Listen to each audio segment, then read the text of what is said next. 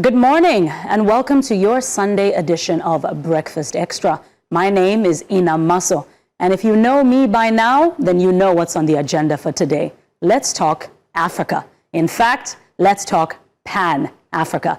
Now, Pan-Africanism sounds beautiful in conference halls, doesn't it? One Africa, one people, free movement, and African solidarity.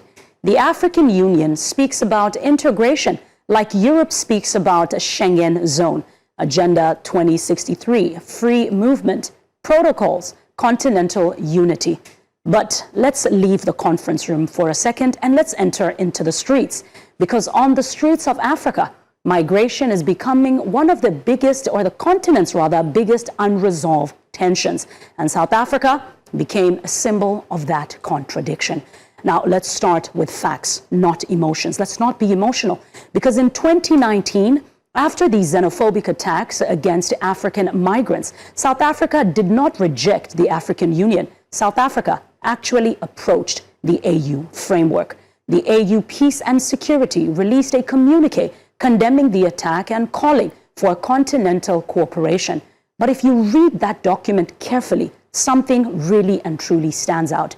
The African Union condemned xenophobia, but also acknowledged South Africa's legitimate concerns around undocumented migration and socio-economic pressures. That line really matters, because beneath diplomacy, the AU quietly admitted something Africa rarely says openly. What did it admit? Africa has a migration management problem. Not just South Africa, but Africa as a whole. Most African states do not even have the accurate migrant data. Many cannot properly track undocumented movement across borders. Some don't even know who is entering, who is leaving, or who is staying. Let's bring it home. Nigeria itself, with over 200 million people, cannot confidently tell you or me how many undocumented migrants are inside the country today. And yet politically, we speak as though the continent is already solved, or has already solved integration. It hasn't. It really hasn't. What exists right now is the ideological vision without the institutional capacity to support it. And that is where tensions begin, because ordinary Africans are now living inside a gap between Pan-African ideas and economic realities. Let's go back to South Africa.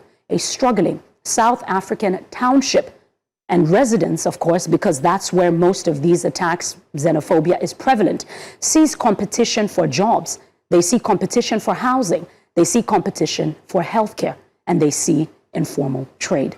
A Nigerian trader in Ghana hears local complaints over or about foreign businesses. A Kenyan worries about security at the borders. A Libyan sees migration through the lens of instability. And in Nigeria, a Nigerian government talks about ECOWAS free movement while struggling to secure its very own borders. So the issue is no longer simply xenophobia versus unity.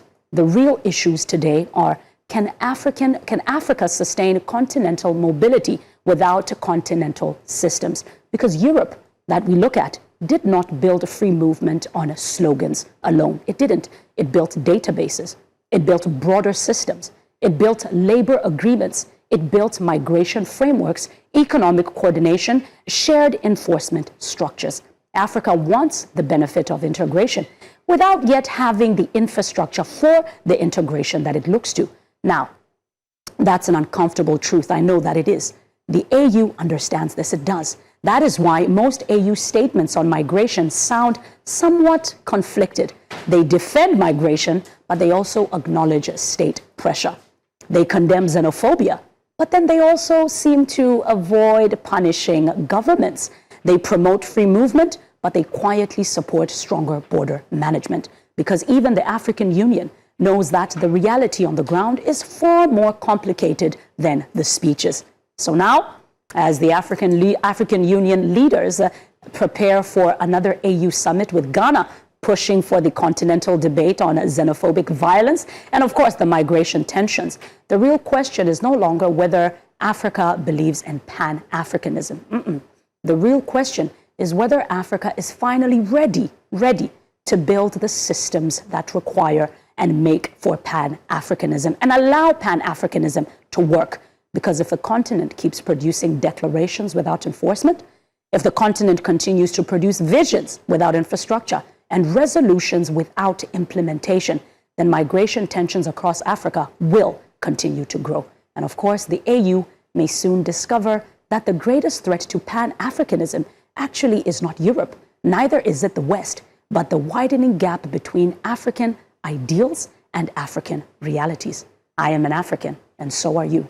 Welcome to Breakfast Extra. Again, I am Ina Maso, never by myself. I've got Mazino, and I know Mazino has so much to say on this matter. Mazino, good morning. Good morning. Such a calm rendition of your monologue. Absolutely loved it. I'm learning something from you. By the way, making you do the monologue is like giving Trump the button to the nuclear heads. Like, don't touch xenophobia. Which one? This one?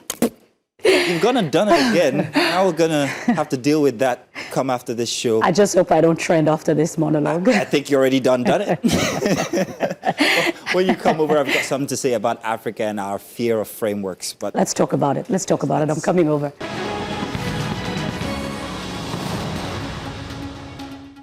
Well, good morning and welcome again and welcome back again. Inam, beautiful. I am an African. Thank you. Thank you. Are you? I am very African. The reason why I'm saying this is because a couple of weeks ago, Inam was on the show and we had this very interesting monologue by herself, of course, and it was about the incidents inside of South Africa and the xenophobia. And she got so much flack for it from South Africans. And I found that very interesting. And I thought you wouldn't touch anything about xenophobia again after that. But no, you're Trump. I think I don't want to say better than, but I feel like we need to come to a point where just because people don't want to hear the truth, it doesn't mean we need to stop telling the truth. That's one of the reasons. It's Sunday, actually. It's one of the reasons why Jesus was persecuted. Yay. You tell the truth and they persecute you for telling the truth. But you are completely correct. You mentioned a couple of things. And one of the things that I actually definitely agree with is the fact that Africa abhors frameworks. And that's the problem. That's why we can't get it right. When you talk about cross-borderings and anything like that, we start to rely more on sentiments. And that's where all of our problems come. Someone will say, okay, where are your, what do you call it now, limitations? And where do mine cross over into yours? And that's just always the case. Frameworks, like you said, was what Europe did. And until we're able to build frameworks and a structure, I think Africa is, it's going to be a very slow journey. We will get there, but it will be a slow journey. That's my take on that. But that was beautiful. Absolutely loved it. We're doing the papers next time, I bet. So let's stand by for the dailies as we bring them to you this morning.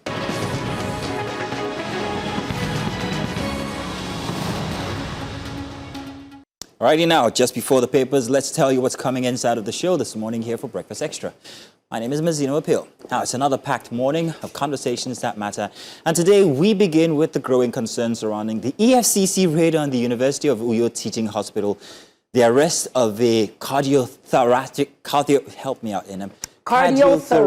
surgeon. Thank you. That was inside a medical facility, by the way, and we'll also examine the controversy, the legal implications, and what this means for healthcare delivery in critical environments.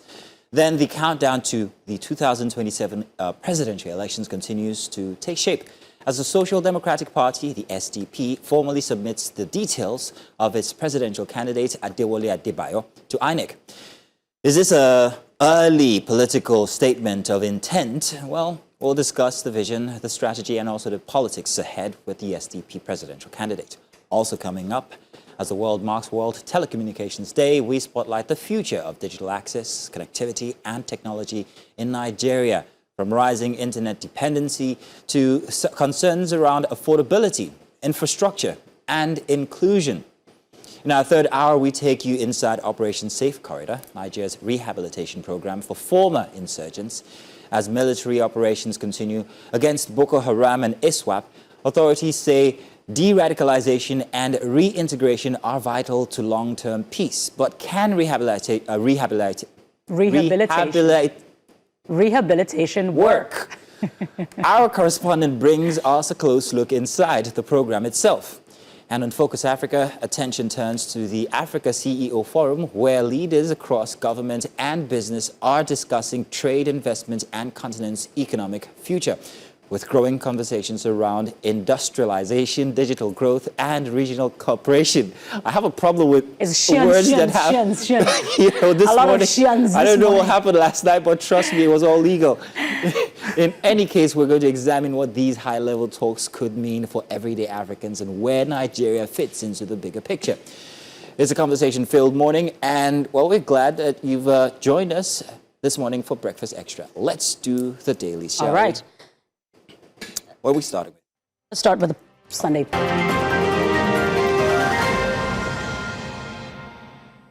So we kick off the dailies this morning with today's Sunday Punch.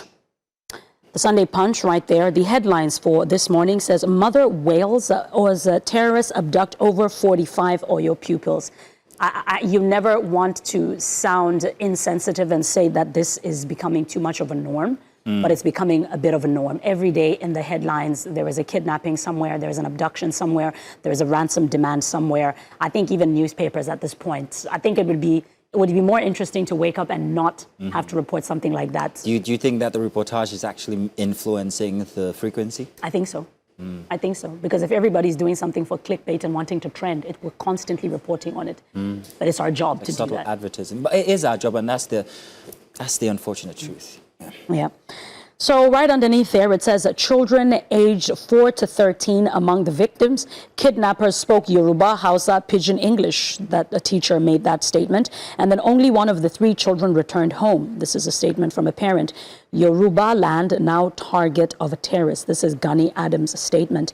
Now, if we let's come to the top right, actually, with our great president right there. That says, real reason Tinubu appointed Homeland Security Advisor. And then at the right, in the blue there, it says reps, APC bars 14, Obasa, Buhari's son wins tickets. And then the Ali backs Oyo primaries. Right under there, it says controversy trails killing of ISIS leader earlier declared dead. I'm very interested in that as well. I'm very interested in that conversation on page 5. And then it says meat disappears from Nigerian homes as cow prices soar. Mazino, are you still eating meat? It depends what part. It depends what protein. Do you eat cow? I'm not a big fan, but I do love the innards, but I would prefer egufe. No, sorry. Which one's goat? Which one's goat, guys? Goat is called what? Goat is goat, please. Egufe? Let's not try and... veal or venison or whatever it's called. It's veal. Okay, you're going all English. All the above, yes, because what is egufe? And then at the bottom there it says, eviction, 32 Lagos children will... with the cerebral palsy, autism rendered homeless. Oh, wow, that's really bad. And then right next to it, it says, we got only 800,000 from Ayinla Omowura's biopic. You go, girl. I think my ability to pronounce these names is getting better. You are. That's to be celebrated. All right. Is that all for the punch? Yes, that is all for the punch. Because we're moving on now to the Sunday Telegraph. Sunday Telegraph first big headline here, front and center, insecurity, ISIS global second leader killed in Nigeria-US collaboration. Trump actually put up a picture. It was a picture of, I can't remember the name of the pastor, but we've had him here on 60 Minutes with Kay. He posted a picture of him at the mass burial of a few victims from last year, if I'm not mistaken. And that kind of like made social media. This was Donald Trump? Yeah, Trump himself, yeah. Now it's bringing extra focus back to Nigeria and the situation, especially that this is the second charge leader of ISIS here inside of Nigeria. So there's plenty of focus on us now.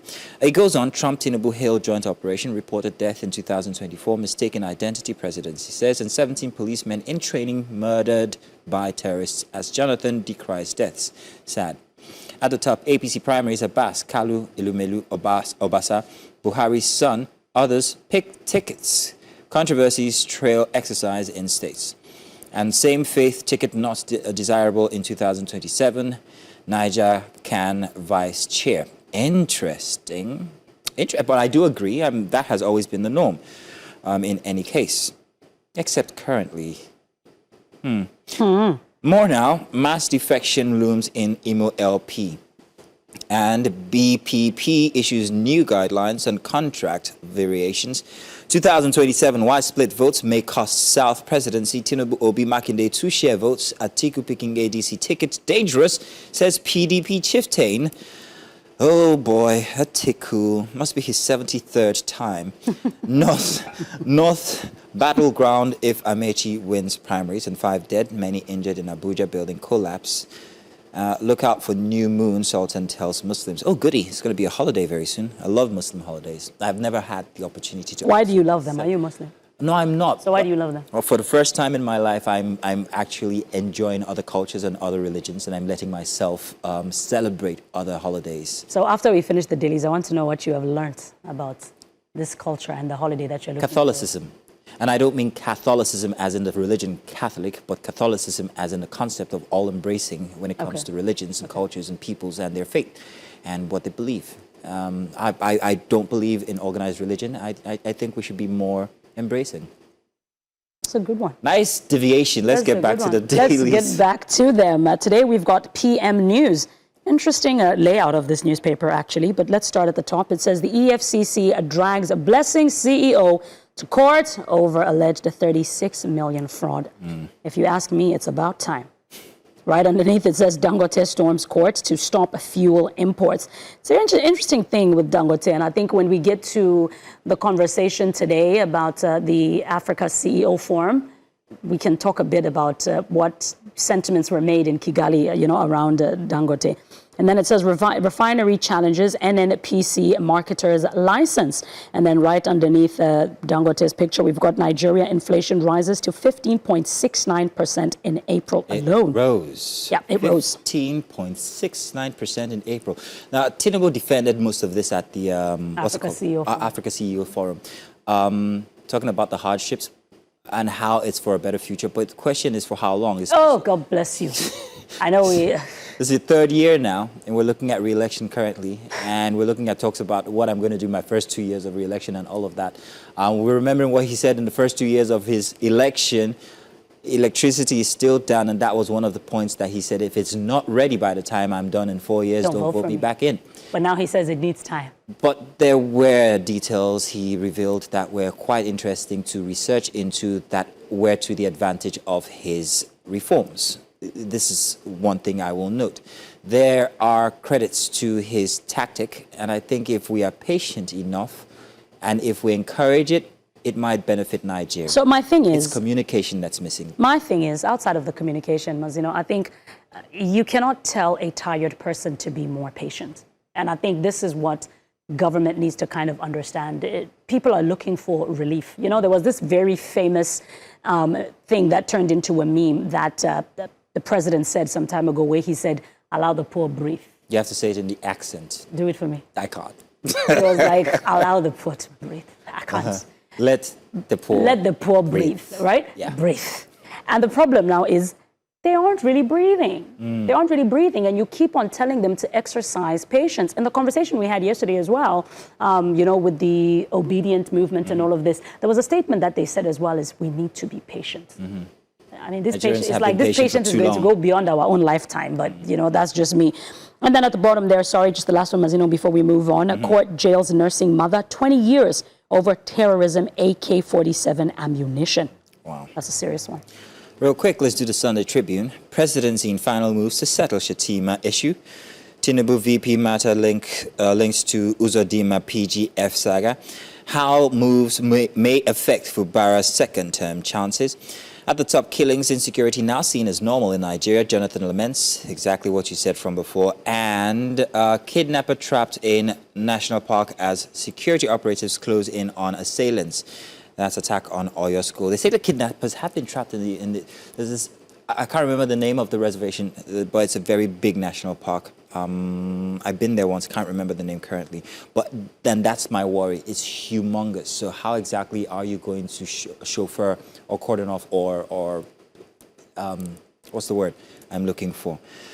Problem there. At the very bottom, and this will be the last headline, intimidation, disqualification rock APC reps primaries. APC majority leader Ihongwere lost in Edo, Abbas, Kalobasa, Elumelu, Boega, Isiaka secure tickets. And Sharafuddin Ali applauds peaceful process in Oyo. That will be all that we can do for the dailies this morning. I think we're going to do one more. Oh, I think. We're doing? If I'm hearing correctly, I think we're supposed to do one more. All right. And this are headlines, I think, all the way out of Kenya, if I'm not mistaken. This is the Sunday Nation.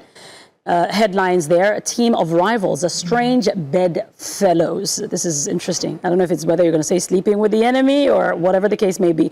It says, well, that's a very long headline. Let's come to the top where it says teacher unions issues tough new demand on promotional pay. I think this is some of the issues coming out of Kenya, like I said, Mazino. Then you've got NMG Journalist Scoop Top Award at Media Gala. I think it's always nice to see journalists getting what is due to them. And then in the middle there of the there's a picture that says protest plans intensify over fuel prices. That's a very interesting one because even like you said, Mazino, in Kigali, this was a conversation that was also ongoing with regards to what fuel looks like, how are we trading together, why is Africa being so affected by what's happening? Too many of these conversations happening, yes. Too many of these forums. Yes. I don't think there's much cohesion. Yes. I don't even think that they write a memo after and say, okay, this is what we've discussed. Oh, no, they write the memos. It's the implementation that's the problem. Exactly. Yeah. It's the implementation that's the problem. But anyway, I think that's all the time that we have for dailies today. Let's go on a quick break. And then once we get back, we jump right into the conversations. Stay with us.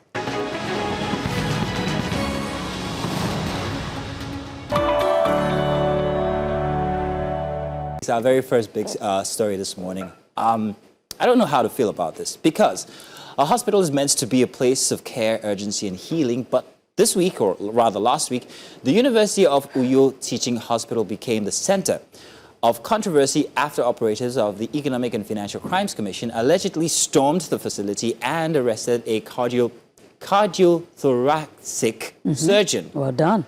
Now, sparking outrage it did across Nigeria's medical community. The incident has triggered strong reactions from doctors, from civil society groups and political leaders, with concerns raised over patient safety, professional ethics, and the manner in which law enforcement operations are carried out in sensitive spaces like hospitals. Now, medical associations, including the Nigerian Medical Association and resident doctors, have condemned the raid, arguing that hospitals are critical environments where disruptions could have life-threatening consequences. Now, questions are now being asked. Was due process followed? That's a good question. Could this arrest have been handled differently?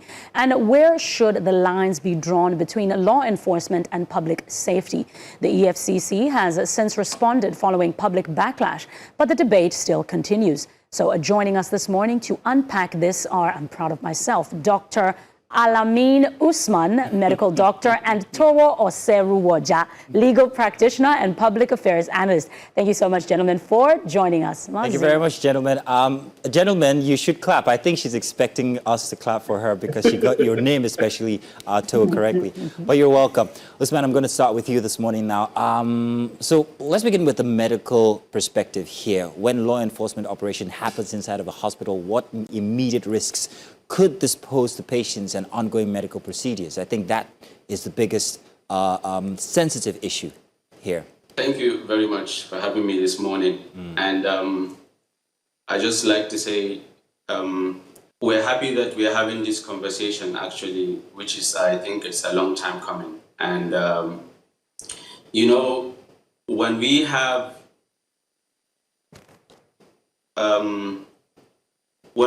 attacks like this happen in the hospital, it doesn't only, you know, poses threats to the employers that are available in that hospital. It also poses a significant threat to every vulnerable patient in the hospital and also the public that are also that were also available in that environment. Not only does it affect the health, it also affects, you know, it sets a negative precedent to, you know, the future doctors that are coming, most especially in a country like Nigeria, where we are battling with severe shortage of healthcare workers right now. And we are having medical doctors leaving the country in troops. We cannot afford to have this kind of issues continue to happen, where you will have healthcare providers already battling with low salaries and, you know, heavy work burden and assaults by patient relatives. Now we are also having security operatives engaging in those kind of assaults. It is not only a threat to the doctors, but it's also a threat to national, national security, which I would say it is a national disaster. Mm-hmm. And regarding the cardiothoracic, did I get that word right, please? Cardiothoracic? Mm-hmm. Regarding that surgeon that was arrested on duty, how significant is that? It is very significant. And to mention that he is not only a cardiothoracic surgeon that is fellowed in Nigeria, he's also an American College of Surgeons cardiothoracic surgeon. Fellow of American College of Surgeons cardiothoracic surgeon. In the whole world, we have only about 17,500 cardiothoracic surgeons. In Africa, we have about 1,000 of them. In Nigeria, which is the giant of Africa, with over 220 million, population, we have only about 80 of them. Wow. Out of that 80, less than 50% don't even practice in Nigeria. Oh, wow. Now, in the remaining, we have only one in Akwa Ibom State, which is Dr. Ekbe. Oh. He is the one that we are allowing to go through this assault, and we are discussing today. He is someone that has published impactful research about people's lives, impacting people's lives, changing the narrative in Nigeria, outside of Nigeria, presenting a good picture of Nigeria to the global world in terms of health. Today, we're not supposed to be discussing Professor Ekbe in the sense that we are discussing him today, that our security operatives have mishandled him, manhandled him, and they have taken him into their custody just because of a medical report that he is not a signatory on. He is just there to authenticate its genuineness. Today, we are not supposed to be talking about Professor Ekbe this way, but unfortunately, here we are. Now, Taiwo, I'd like to come to you, please, taking into consideration what Dr. Usman has just said there. Now, let's look at it from a legal standpoint. Does the EFCC have, first of all, the authority to carry out operations like this inside a hospital? And if so, what are the limitations that actually exist from a hospital standpoint? Good morning. I think it's a very vital question. And let me just clear one thing, that nobody is above the law irrespective of your status, your achievement, or your degree. Mm-hmm. But what we are discussing now is a process which everybody believes is inappropriate. Now, the EFCC has, just like any law enforcement agencies, under the Administration of Criminal Justice Act, or the Administration of Criminal Justice law of Akwa Ibom State, EFCC has the power to effect arrest. But the question is the area in which such an arrest is effected and the manner in which the arrest is taken is something that we all need to discuss now, which boils down to the topic on that subject. Well, basically, if you see what happened that day, I believe the EFCC act unprofessional, and at the same time, their modus operandi need to be reviewed so that we won't find ourselves in that saga of #end SARS or #end EFCC.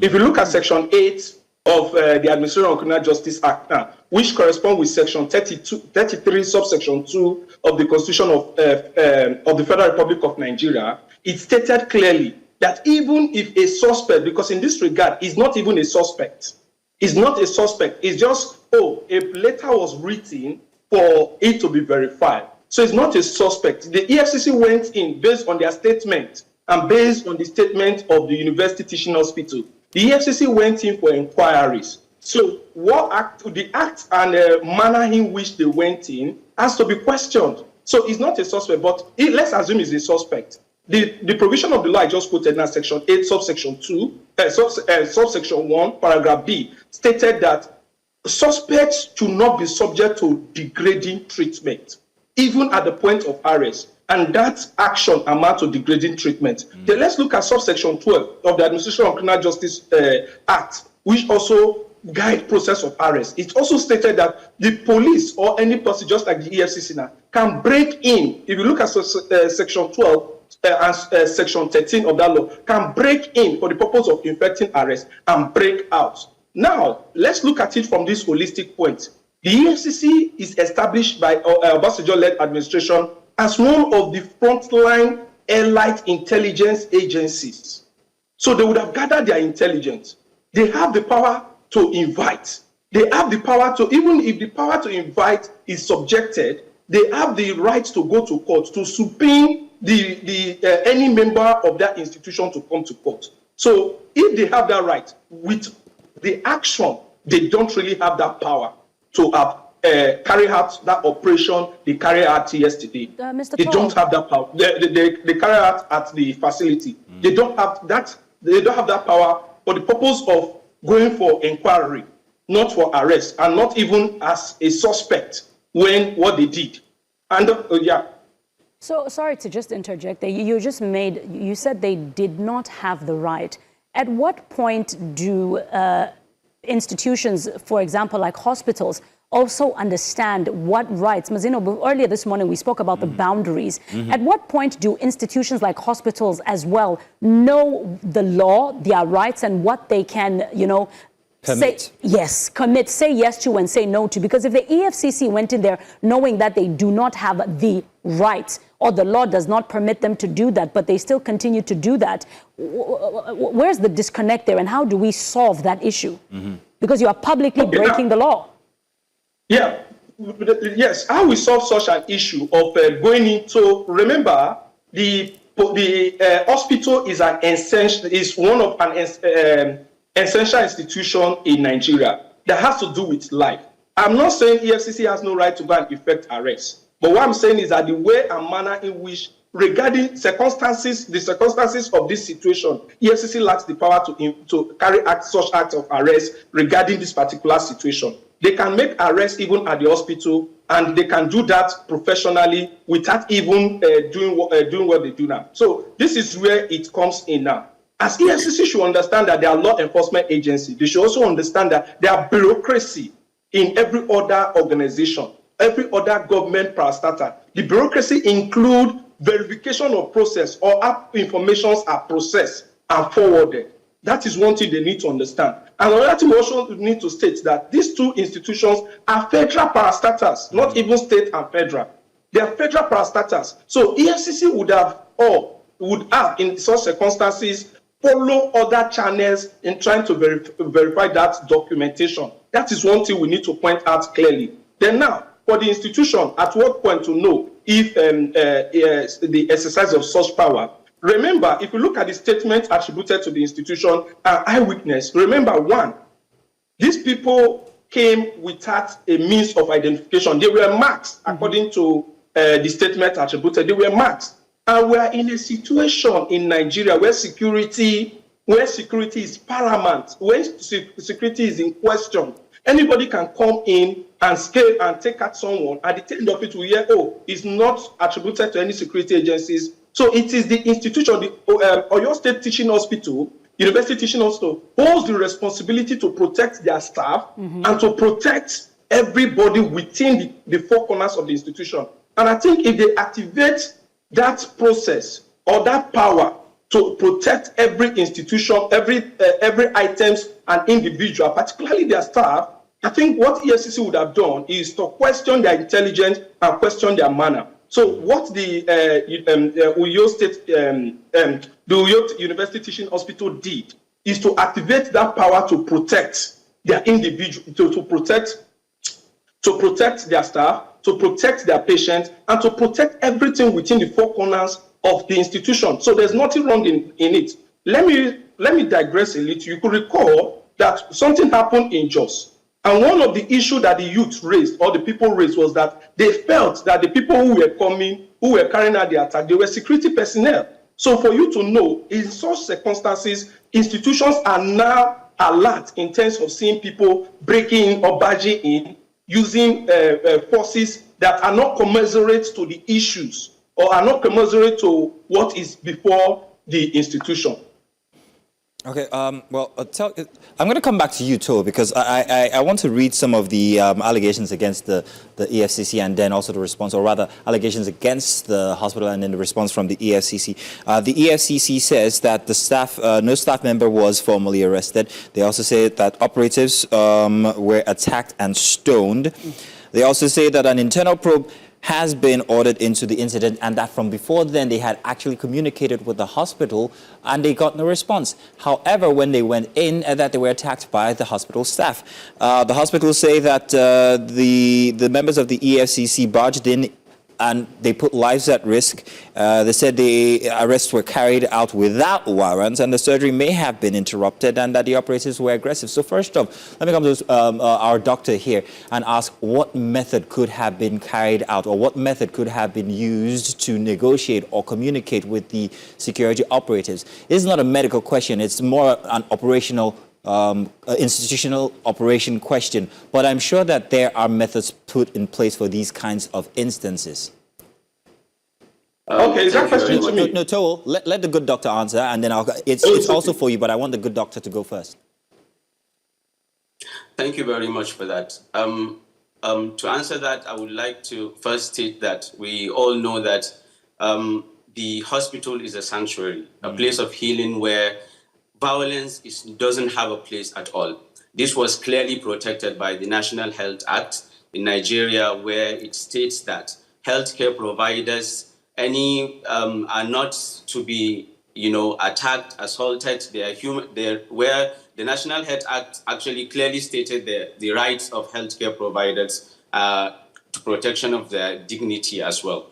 So the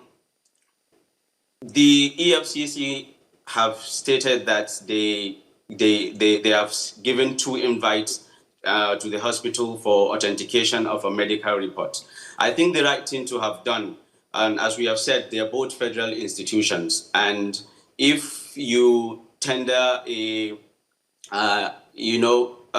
invite or you want something to be done like an authentication of a medical report, then if that report was not done, you should know that there are other channels for you to do. There is a court injunction that you can get to compel that organization to, abide by whatever it is you want them to abide by. And if it is not done, this does not warrant an arrest. Mm-hmm. And I could see that there is a place where they said no arrests were made. Mm-hmm. I wonder if you come to the hospital and which is my place of work, and you decide to call me to your own place of work, which God knows nobody wants to go there willingly, unless, of course, if you have a husband and a wife or a wife who works there, and then you decide to demand that I follow you, I just wonder what that is called, if not an arrest. So you cannot come and say there was no arrest made, where clearly there is an arrest made. And I feel like we are taking this case a little bit further than it should be. Mm. It is a simple act of a wrong that was done, and you should just apologize. That's the first thing that anyone would do. In medicine, we have what we call the duty of candor. If a patient comes to me and if there is any sense of feeling that I've done any wrong, before I interject or I feel like before I, maybe run an investigation into whatever it is that happened, the first thing on me as my duty of candor is to first apologize. And I feel like this should be with any other organization. Now, we have the EFCC members in Akwa Ibom saying that no arrests were made, we did not do anything, this is just an aberration, while the senior officials of the EFCC in Abuja went to the Federal Minister of Health to tender an apology. An apology was just captured in a one sentence in a document that was tendered by the Ministry of Health, only stating that they should go, the hospital should go back to work. This is not how things are done. Mm-hmm. Right. We all know that there is a rule of, this is the same EFCC that have, what they called, reviewed their standard operating procedures on the 31st of October, 2023. And in that review of their, the standard operating procedures, it is all for it to align with international best practices in arrest and bail and all of that. Mm. And to also align with the Constitution of the Nigeria as amended 1999, the Administration of Criminal Justice Act 2015 subsection 8, which gives the humane treatment to suspects. In this case, the doctor in question is not even a suspect. His signature is not his signature that is appended on the document, and he has told the operatives on that day that This document, he has worked on it. It is a draft which he has shown and told them that it is just waiting for the CMD's approval. If that is the only thing that brought you to the hospital, let's be honest. If it is not arrest or anything that brought you to the hospital, if it is the only document you are there for, and you had a draft given to you, then you should go back. I feel like you should go back. None of this should have happened. Doctor, unfortunately, it has happened. You state some very good points. They violated every constitution. It violated the Constitution of Nigeria, the Administration of Criminal Justice Act, and it also went against the reviewed standard operating procedures of the EFCC itself. Doctor, you state very good points there, and I mean, there are certain laws governing certain institutions, like churches, for instance. If I'm not mistaken, you can't go in with full military gear, and that's just a known fact. That brings the question why you should, in terms of an inquiry, actually head into a hospital with full, regalia as an EFCC operatives and also armed as well. But that aside, Toa, while I'm waiting for your answer regarding methods that could have been used in this case, let me state what the concerns of the NMA are. Here they say hospitals being treated as protected, sensitive environments that should not be disrupted by armed operatives. And the risk to patients' lives was also mentioned. The psychological trauma caused to patients, staff, and also relatives during such raids should be taken into account. And there were concerns about due process and operational proportionality. And they gave a warning that such incidents could worsen brain drain. Now, Toa, regarding methods, considering the NMA's response, and that's the letter there put on the screen, what's your response regarding methods that could have been employed in this case? Okay, regarding methods, first, the arrest was made, because arrest must not necessarily be that you were taken to their facility. When someone restrains you even for 5 minutes from taking any movement at all, or allowing you to exercise your freedom of movement or expression, that can be interpreted as an arrest. Even you can be arrested in your house right there as you are broadcasting. You can be arrested. Without you being taken to their facility. So what happened that the arrest was actually can be induced that it took place. So the procedure that would have been followed by EFCC, basically, first we should just like what the doctor said, EFCC would have accepted responsibility, and even their statement made it so clear that there are gaps in their professionalism, and there are also gaps, there are areas of improvement. Procedure is one, when issue of documents, particularly document, I will state it again, for verification of documents, correspondence should be exchanged. Just like they've done, like what EFCC has stated that they've written to them on 2 occasions and no response. Then there's what we call the Freedom of Information Act. The Freedom of Information Act is not only meant for individuals. It's also meant to safeguard institutions, both institutions. When such thing is not done and the internal bureaucracy cannot be achieved, if the command in Akwa Ibom felt, there is a sabotage area, there's sabotage in terms of releasing vital information to impede an investigation, what they ought to do is to activate the protocol of the national, which is the EFCC headquarters.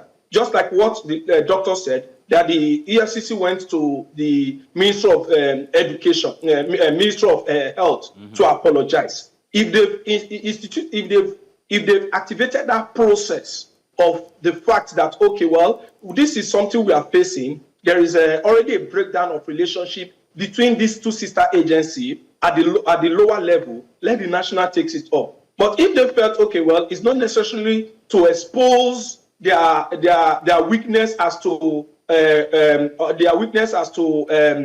a relationship between sister agency, they can ask the court. They can even put a phone call of invite. Please, we are inviting you for an inquiry. And the person, when it comes to us, okay, this is the reason why we are inviting you. These are processes, bureaucratic processes in place to aid sister agency when it comes to fighting crime or when it comes to making inquiries and every other stuff. So going there in a combatant way, you're just like their statement saying that they just want to go and inquire. Now, inquiry, how many personnel were there? What are their dressing? How do they dress? How was the person approached? Were they armed? for purpose of inquiry is just show of commando style. And I wish maybe if they can be this combatant rather than being elite civility intelligence gathering agency. They should send them to go and fight the insurgency that is betroubling Nigeria. But in all sincerity, the EFCC ignored internal protocol and they ignored standard way of practice in all sincerity in terms of managing this situation. And as a matter of fact, I was expecting EFCC would have said, okay, well, just like what would have happened in the UK, the sectional head of that thing that went there would have been suspended while inquiry is going on, and even the head of whatever they call them, the unit of the people heading, the person heading that office in Akwa Ibom would have been suspended if it is in the UK situations like this. Because let me tell you one thing, it goes beyond what just happened. It sent a bad signal that even in Nigeria, the most protected place, the most secure place that anybody can find succor is not even safe and is exposed to, for a tear gas to be shot. There are people who are asthmatic. There are people whose medical condition cannot even withstand any alteration as to their breath. And that was thrown into medical facility. Into the way for purpose of inquiry. Mr. Osei-Roger, thank you so much for those insights. But I would like to ask, for my own benefit and perhaps for some of those that are watching, because more than anything, a lot of the criticism comes from the used force that was used by the EFCC into the hospital. Now, according to some of the statements that you have made, can you at least maybe try and educate us in what the actual and the correct way in which they were supposed to have entered the hospital was supposed to have been like? Because we're talking about all the things that they did wrong. Yeah, what's the right way in which, they were supposed to have gone into the hospital, or any other kind of establishment for that matter? What is the correct way where it does not look like intimidation or, force coming in to make inquiries or whatever? Yeah, the correct way, the use of force is allowed when it comes to enforcing arrest, but it's reasonable, commensurate force. Remember, that is an hospital. That is a place, not just an hospital, it's a teaching hospital full of scholars, full of people who reason, full of people who have traveled up and down over the world to see how things are done. I think what EFCC would have done in such circumstances is to send one, and I repeat, in such circumstances, to rekindle the relationship, is to send one of their personnel. And another thing again, there's another way of intelligence agencies establish their relationship. Nothing stopped the head of the EFCC, this thing, what they would have done, particularly in this situation, to pay a courtesy call to the chief medical director that we have a situation. Even if you can't pay a courtesy call, you can put a phone call in that regard. That is not contained in their statement. So for them to have sent a mirage or even more than 2 personnel, obviously is an act of, they've already prepared their mind of combatant and this thing. So for the purpose of education, what EFCC would have done, remember, it's not arrest, it's to make inquiry, it's to send one of their personnel to do what we call a follow-up. There's what we call follow-up. Please, we submitted a letter. We don't know if the dispatcher actually came or if the stamp of your institution acknowledging this letter was actually done. People do that. So you must not necessarily go there in a combatant way. That is the best way. Then for the purpose of arrest in the public, the police or the EFCC can use what we call the reasonable force. The reasonable force include the issue of subdue, but this was not the situation. That is if there is a resistance. If there is a resistance. And if the offense in question they are coming for arrest was committed in the presence of the officer, or is the suspect is fleeing at the commission of that offense. Any other offense other than that, the person can be invited, or if the person is trying to escape custody. So that is some of the issues we need to understand in terms of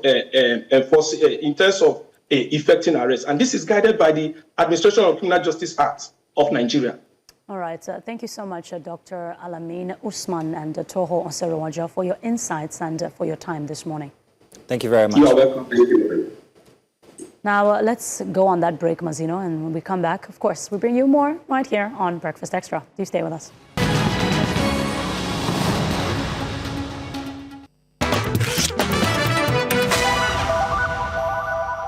Let's do the news strips now. Daily editorials from across the week that we bring on for the weekend to talk about. These are instances, social arguments that are condensed into one small picture that carries a lot of weight.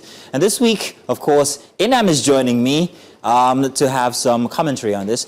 This week there were some very interesting ones from the papers, Inam, and I'm sure that you're going to laugh along with me on these ones, but then again you're going to ponder on the intricacies, the detail that they reveal. Let's start with our very first one. Some of them are connected, so we might go back and forth. This one I found very interesting. I always do find them interesting. It's a simple conversation inside of a cab. Hey, this your president must be really famous. All I hear from you, from your radio stations and everyone's mouth is Obi this, Obi that.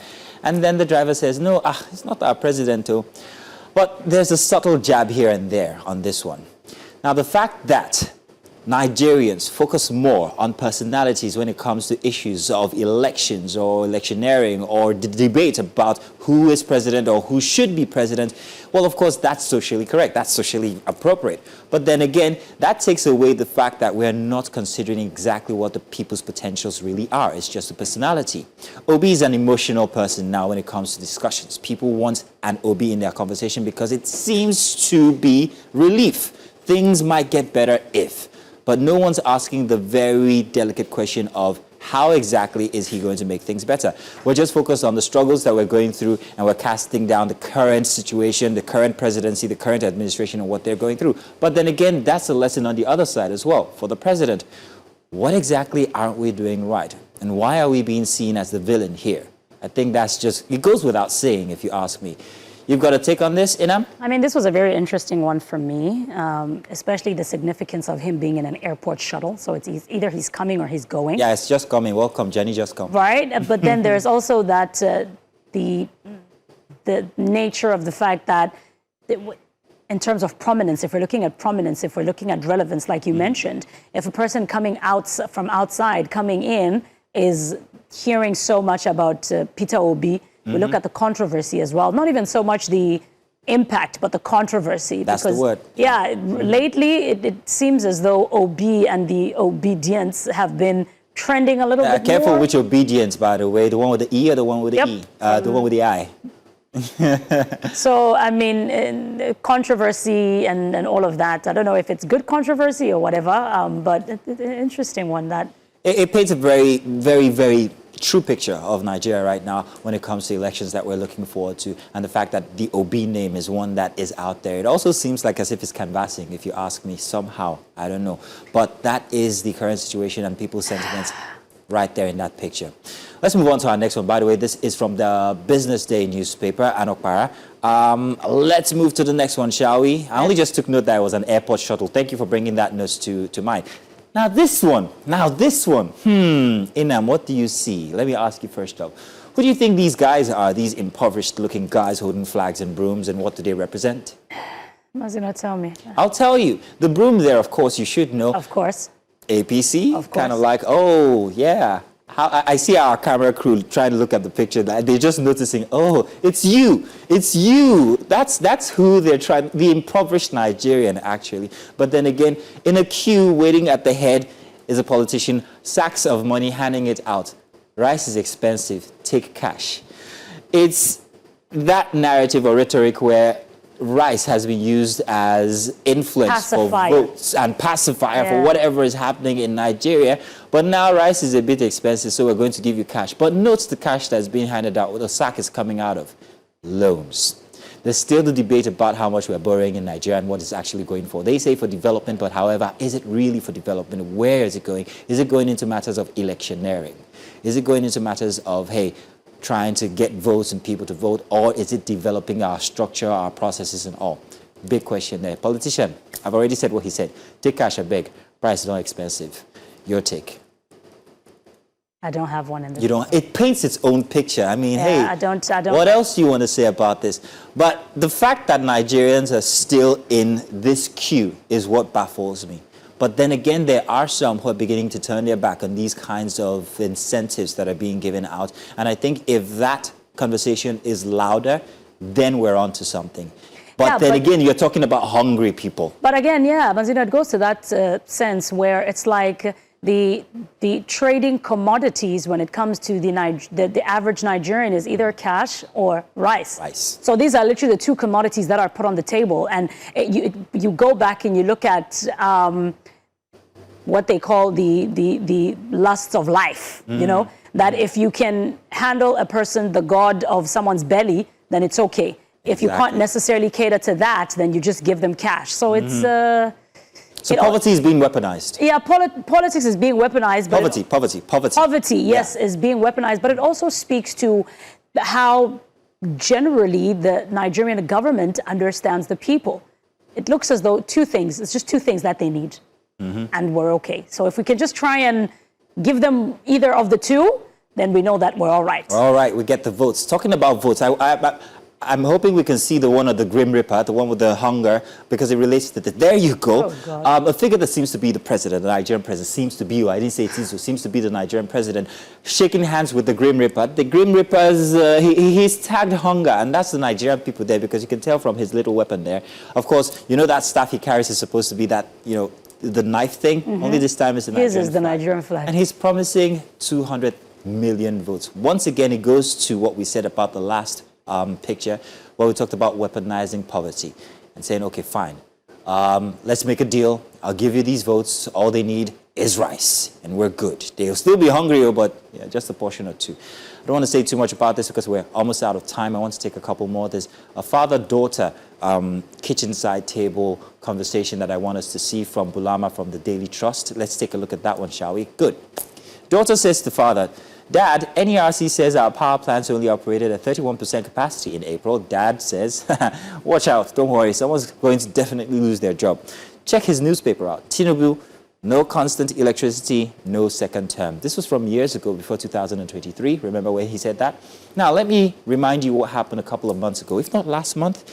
Ministry of Finance got changed. The minister got changed. Wale Edun, remember that? He lost his job because of certain things that were perhaps said. Now, the thing with Nigeria is it's either you do your job or just keep your mouth shut. If you are doing your job and things aren't going right with the facilities or the provisions that are given, keep your mouth shut. Because when you speak out, you get shut out. That's exactly what this is telling here. Very serious. It's a larger argument, but condensed into this father-daughter conversation that Bulama, I love the way he puts it very, very succinctly. It doesn't need to shout. It's a double-edged sword for me, because if you look at it from the top, the father says, watch, someone is going to lose the job. And the newspaper says, you know, the promise that Tinubu made. But it's very interesting that the one who made the statement is not going to be the one that's going to lose his job. Oh, I see what you mean by that double-edged sword there. That's nice. Good. So... yeah, definitely not him going to lose his job. The predicament somebody else. Well, and that's what you think until 2027. Only, you know, it depends, however. And while I'm not taking sides, I'm saying that the power is not in his hands. It's not in anybody's hands but the people. So when you do your job as the people, you choose and elect the right leaders. And even if Tinubu is that right leader, fine. Let it be so. Do we have time for one more? Can we take the very last one? I think we have just, good. Now, our debt servicing charges, you can see that crane under the strain. Oh, I still have plenty of time, thank you. Under the strain of our debt servicing, the crane there, revenue. Revenue against debts. Nigeria is struggling a lot. This picture captures that. It's broken. It's done. We can't. Makes you wonder exactly who's going to pay these debts that we continue to borrow as a nation. We talked about this, was it yesterday? Was it yesterday, I think? I'm not too sure. Was it with you or Queen Celestine? I think it was with Queen. I think it was with Queen. But we're mortgaging the future of our children. The more debts, the lack of provision for servicing these debts. I don't know where we're going after this. And remember the other cartoon we just showed, the one with the loans, where it might be going? It brings a very concerning situation. So what's your take, by the way? Before we round everything up. I definitely agree with the fact that we've mortgaged. It's not even our children, our great. Because that's a very big debt. Just the other day, Mazino, I think you saw that the World Bank had to turn off comments. Because oh, yeah, I saw that. Talk about that. Yeah. Let me not say Nigerians, went and said, please, we don't want your money. Stop giving it to us. And that primarily is because we don't see where it's going. And again, very unfortunate, because when we do get into the conversation about the Africa CEO Forum, many of the sentiments that the president made are a complete contradiction to what is happening. And you see that with the picture and the strip right there. So these are the realities. I like to be very careful about tagging what the president says as contradictions. Remember, I'm always the one to quickly tell you communication is also a big problem when it comes to the presidency. That we do not know exactly what's happening doesn't mean that things aren't happening. And it's on them to communicate it to us, and we don't really get it. We don't see it. There might be provisions, there might be policies that are working, reforms that are working, but we just need to see the numbers. We need interpretation, and that's what's lacking in the system. So it could be us. I'm not saying that it is, but let's consider that if we have all the information, which we're not getting, we might have a better picture where Nigeria is regarding these reforms that he's preaching about at world forums.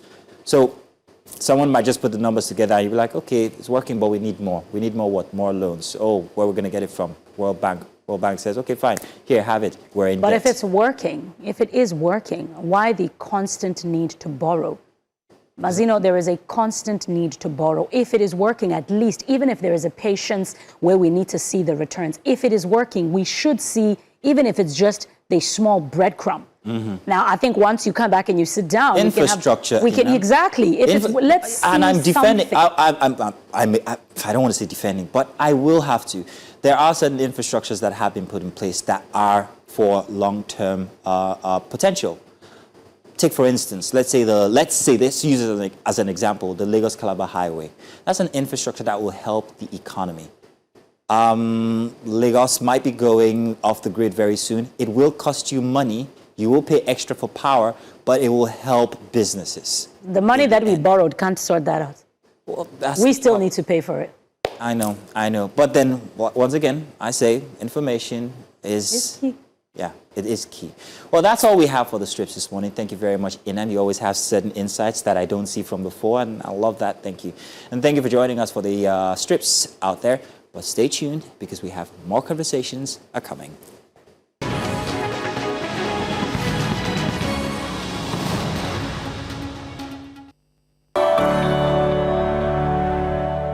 Welcome back again. Now, our next big story this morning.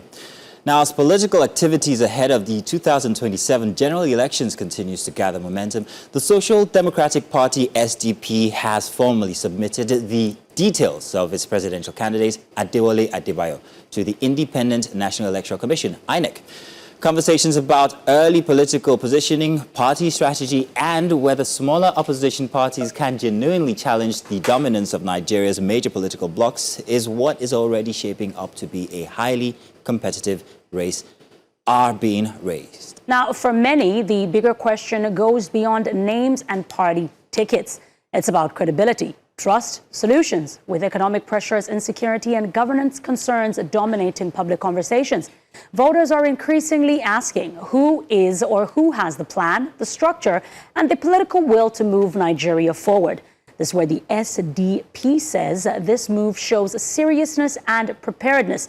But in a political environment often shaped by alliances, defections, and last-minute realignments, how strong is the party's pathway in 2027?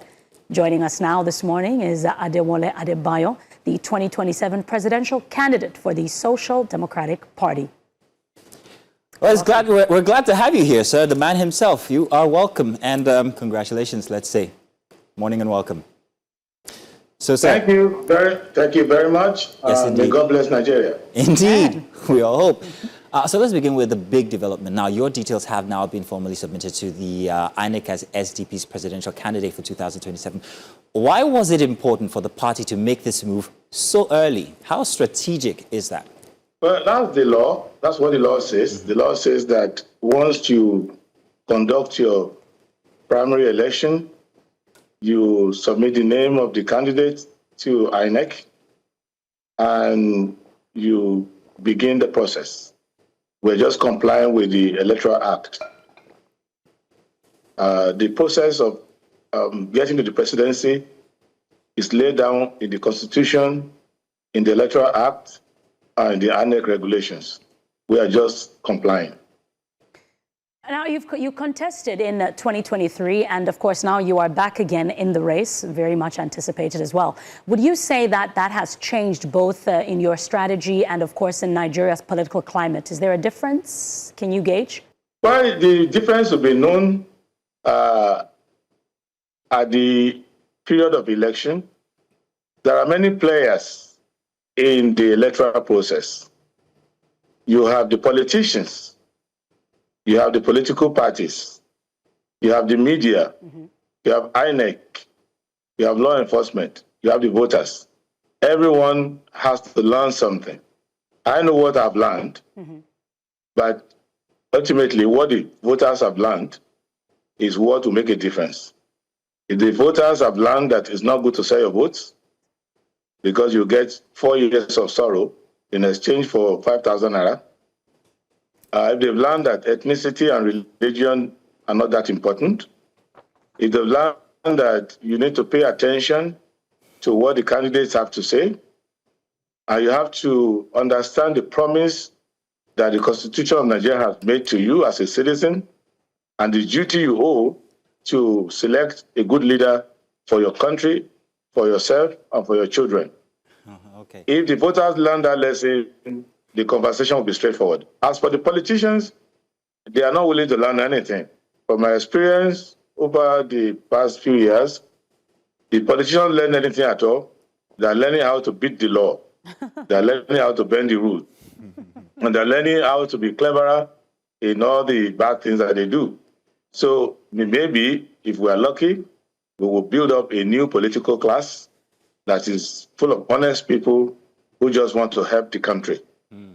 As for the media, I don't know what you've learned, but it looks to me that you haven't learned how to separate sensationalism from substance, to try to push the candidates to their intellectual and ideological rigorous limits, to test their character, to test their history, to do basic research on all of them, and to ensure that no crook or incompetent person survives the election system. In most parts of the world where the democracy is doing better, the fear of the media, the fear of media exposure is one of the reasons why people who are not that good don't come out.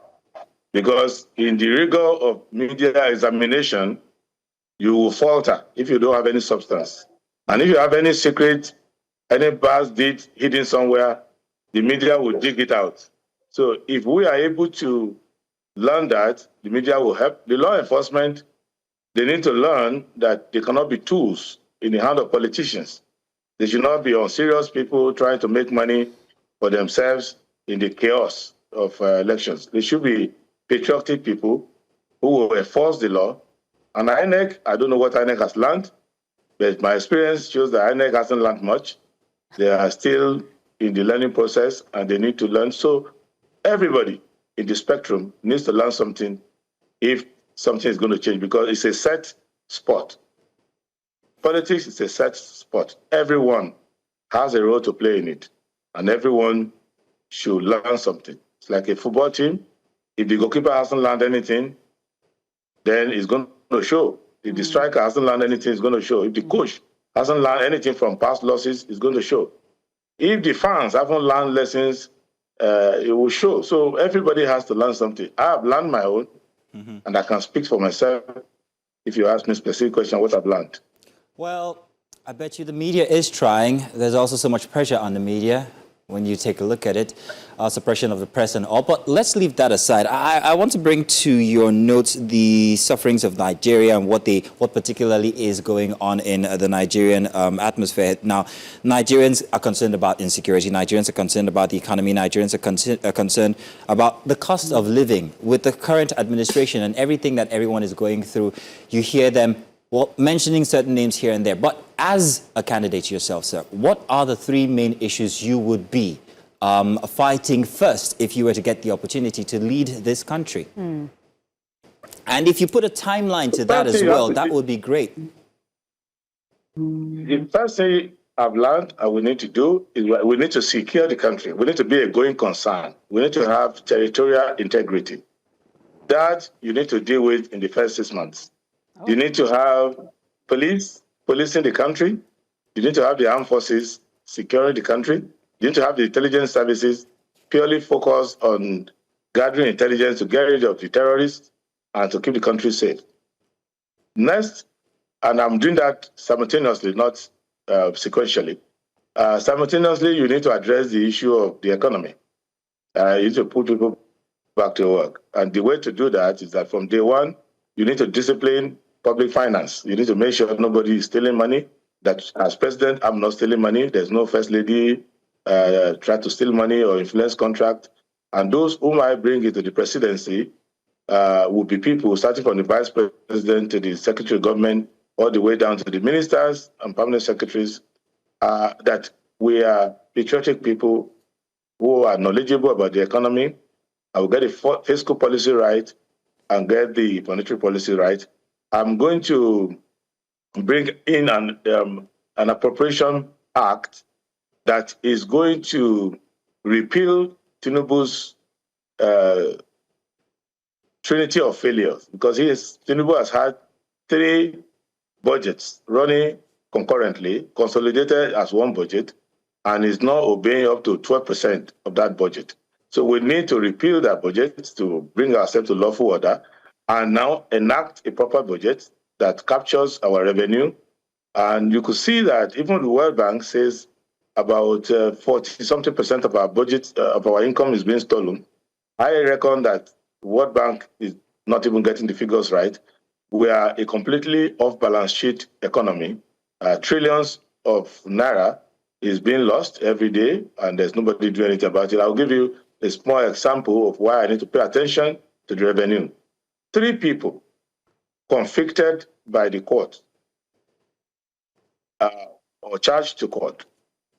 When you combine the former Minister of Power, the former Minister of Women Affairs, of Humanitarian Affairs, and a Director General in one of the parastatals, 3 of them combined have stolen 1.2 trillion, according to the government.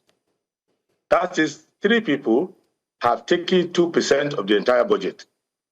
3 people. Imagine how many people are in government.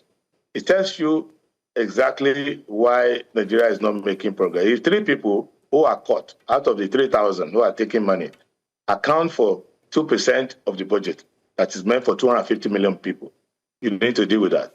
Then the thing I need to deal with decisively is getting people back to work. There should be an ability through that second step of dealing with the fiscal situation to reduce unemployment to about 4% in about 2 years. And how do you do that? You do that by works. It's activity-based calculation. You have to make sure that you invest in the social sector, education, housing, healthcare, infrastructure, and food provision. Once you do all of that, you will successfully do that. President Tinubu is stumbling and wobbling campaign 4 years ago, said that he was going to put people in the armed forces. Mr. Adebayo, my apologies for butting in. And he was going to employ... My apologies, sir, for butting in, but we have very limited time, and I have some questions to ask you regarding the 3 things that you've just mentioned that would be your first take when you get into office, if you get into office. You talked about security, economy, tackling corruption, fiscal policy, monetary policies, and also the Appropriation Act. You also talked about unemployment, which is what you were talking about now. But one thing that is actually bedeviling Nigeria the most right now is security. And you didn't mention a mechanism. You just said a timeline. You gave 6 months to tackling insecurity in Nigeria. Nigeria currently is in works with the American government, and only just yesterday they achieved, or was it 2 days ago, achieved a fit with the second in command of ISIS being killed in Nigeria. What would be your implementation, your mechanism, and then a timeline again to tackling the insecurity that is bedeviling Nigeria? I've addressed that, but let me give you more detail. The number 1 soldier is the commander-in-chief, and he needs to pay attention to 5 things. He needs to pay attention to the Army, Air Force, or the Navy. He needs to pay attention to intelligence services. He needs to pay attention to the police. Right from the appointment and the mandate given to them, They know that if you are not able to achieve certain metrics, you are gone. Now, the commander-in-chief himself will do what I did last time by relating to the community. That was why I went to Rukuba when they had the massacre there. And President Tinubu started to stay at the airport in a cowardly way, saying and complaining and grumbling there. I didn't address the people. So you need to have first-hand knowledge of what's going on in your community, because just like Rukuba, just like other places, just like many parts of the country, intelligence was available, showing that these attacks will take place. But the president was not paying attention to the intelligence because he was more interested in launching Renew Hope ambassadors and silly things like that. So a commander-in-chief will be on the field, pay attention. We have what it takes. We reference the bomb thrown by the U.S. Armed Forces in Borno State, killing the ISIS number 2. We have always known that the ISIS number 2 has been there. In fact, the government at the time, the same government, said they killed the same person 2 years ago. So people don't die twice, in my own understanding of biology. But let's assume he died this last time. Hopefully they won't have to kill him again before the end of the year. But the point we're making is that we do not need the Americans to physically come and help us kill the terrorists whom we know is there. America killed the terrorists for their own domestic and security implication. But in Nigeria, you cannot always assume that your interests and that of America or any other country will align. So our own indigenous capacity to get rid of terrorists is what I'm interested in, and it's there. What we need to do is just for the commander-in-chief to be serious, and that will show in the appointment of service chiefs, in their control of service chiefs, in the use of resources to get to the front line. Because I can tell you, from my own well-done research, less than 15% of the resources meant for the front gets to the front. And those of our officers and troops who are on the front line feel like they are being used and they're not being well resourced. I traveled to Yankari 4 or 5 days ago. I went to many parts of Bauchi and the Northeast. I noticed that communication is very bad, and interaction with the service personnel, I don't want to expose them too much now, but you will see that they had communication problems. And a country of Nigeria's size and shouldn't have that kind of problem. And without communication, you cannot coordinate the battle. Now, sir, the issue of insecurity, once again, let's go back to that. I still want to double down on that. It's a multifaceted challenge. It's not just the religious ideology that they have. It's also an economic one, and that's why you have the kidnappings. There's also fight for land. It's very wide. And it's been a problem for Nigeria to tackle this because of the broad nature. Do you think one size fits all like you've just proposed, or would it be a multifaceted approach as well? And how exactly? Because to different parts of the North where you have these issues, they have different reasons why they are perpetrating these crimes. 6 months, do you think that such can be eradicated according to your timeline? 6 months or before then, because the issue is not the reasons. There are many reasons why people steal. There are many reasons why people kill people. There are many reasons why people kidnap. Those reasons will only be useful when you have caught them. I am not interested in the reason why the terrorist is in Kwara State. My job is to get rid of the terrorists, and when I'm prosecuting them, those who are caught alive, then I can worry about the reasons. If a burglar comes to your house because he wants to pay his children's school fees, your job is not to be studying economics at that time. Your job is to arrest the burglar. And then the burglar can tell the police, oh, where I came there because I lost my job. So all these excuses about the multifaceted reasons, they are only necessary for research and for planning. But being in physical control of your country, there are many reasons why people carry drugs, but the job is to catch them. So there are reasons many people steal government money. Your job is to catch them. So my job is to have my armed forces and law enforcement to have dominions over my land. And then civil society and other people can worry about that.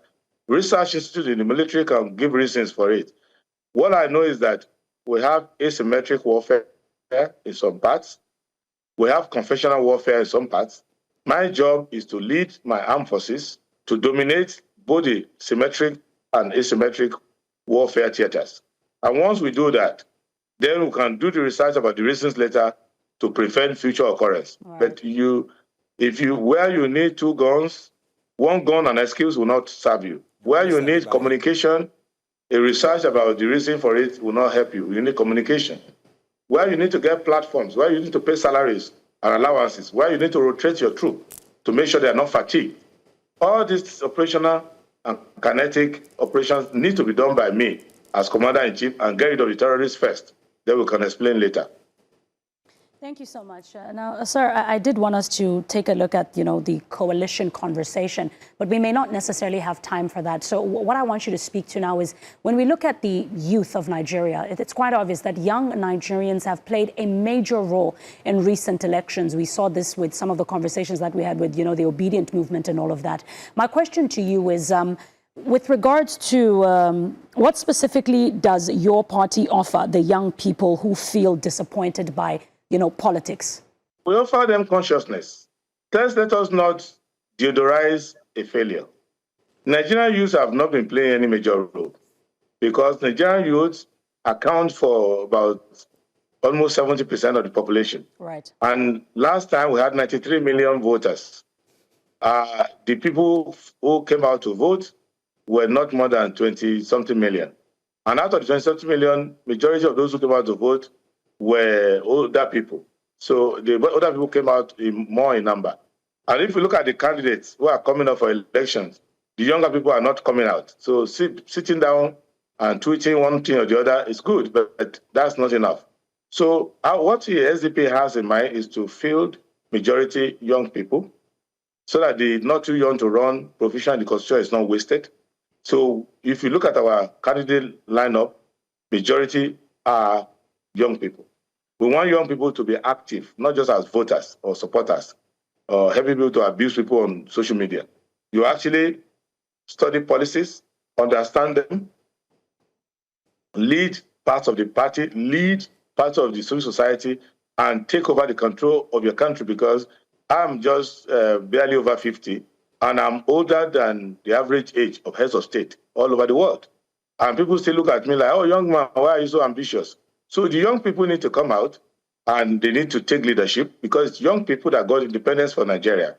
It's young people that did all the beautiful things we are talking about, Ajaokuta Steel, Alaja Steel, Delta Steel, Ukuiboku. They were young people when they thought of those ideas. I'm now almost the same age of Ahmadu Bello when he died. So you can imagine that I'm much older than Obasanjo when he left as head of state. So young people need to have courage. They need to come out. And they need to be on the field. And that's the plan the SDP has, not as using young people as demographic for support. We are using them as demographic for leading and participation. The difference between SDP and other parties you've mentioned is that those ones want the vote of the youth. In SDP, we want the talent of the youth. We want the youth to be the one running, and the other people will support them. That's the idea. There's no way you can build a coalition that does not carry along the majority who are the youth. And to be in the coalition, you cannot be outside looking through the window and clapping for those who are inside. You have to be in there. In all of the discussions with all the major political parties, SDP is always there. I'm always there as the ambassador of the SDP in politics. And that's what I want young people to do. And that is the contribution they can make. But to do that, you need to understand the issues. Supporting one person, criticizing the other is not enough. You need to understand the issues, because it is also the young people who are going to be in the armed forces to fight the wars. It is young people who are going to be in the civil services, because once you are 60, you need to retire from the civil services. Mr. Adebayo, government is meant for the youth, and you need to take charge of it. Mr. Adewole Adebayo, we have run out of the allotted time for this conversation, but thank you very much. If only the youth could have the encouragement and also the pocket power to afford these forms to be president or even governors, that would be great. Please, don't give excuses. Thank you. Don't give excuses, because they gather together, they can do it as a group. Don't give excuses that don't discourage them. They can do it. The money doesn't have to come from one person. Thank you very much, Mr. Adewole Adebayo. God bless Nigeria. Indeed, thank you for having this conversation with us. Now we'll be moving to our next conversation here inside of Breakfast Extra. Do stay tuned.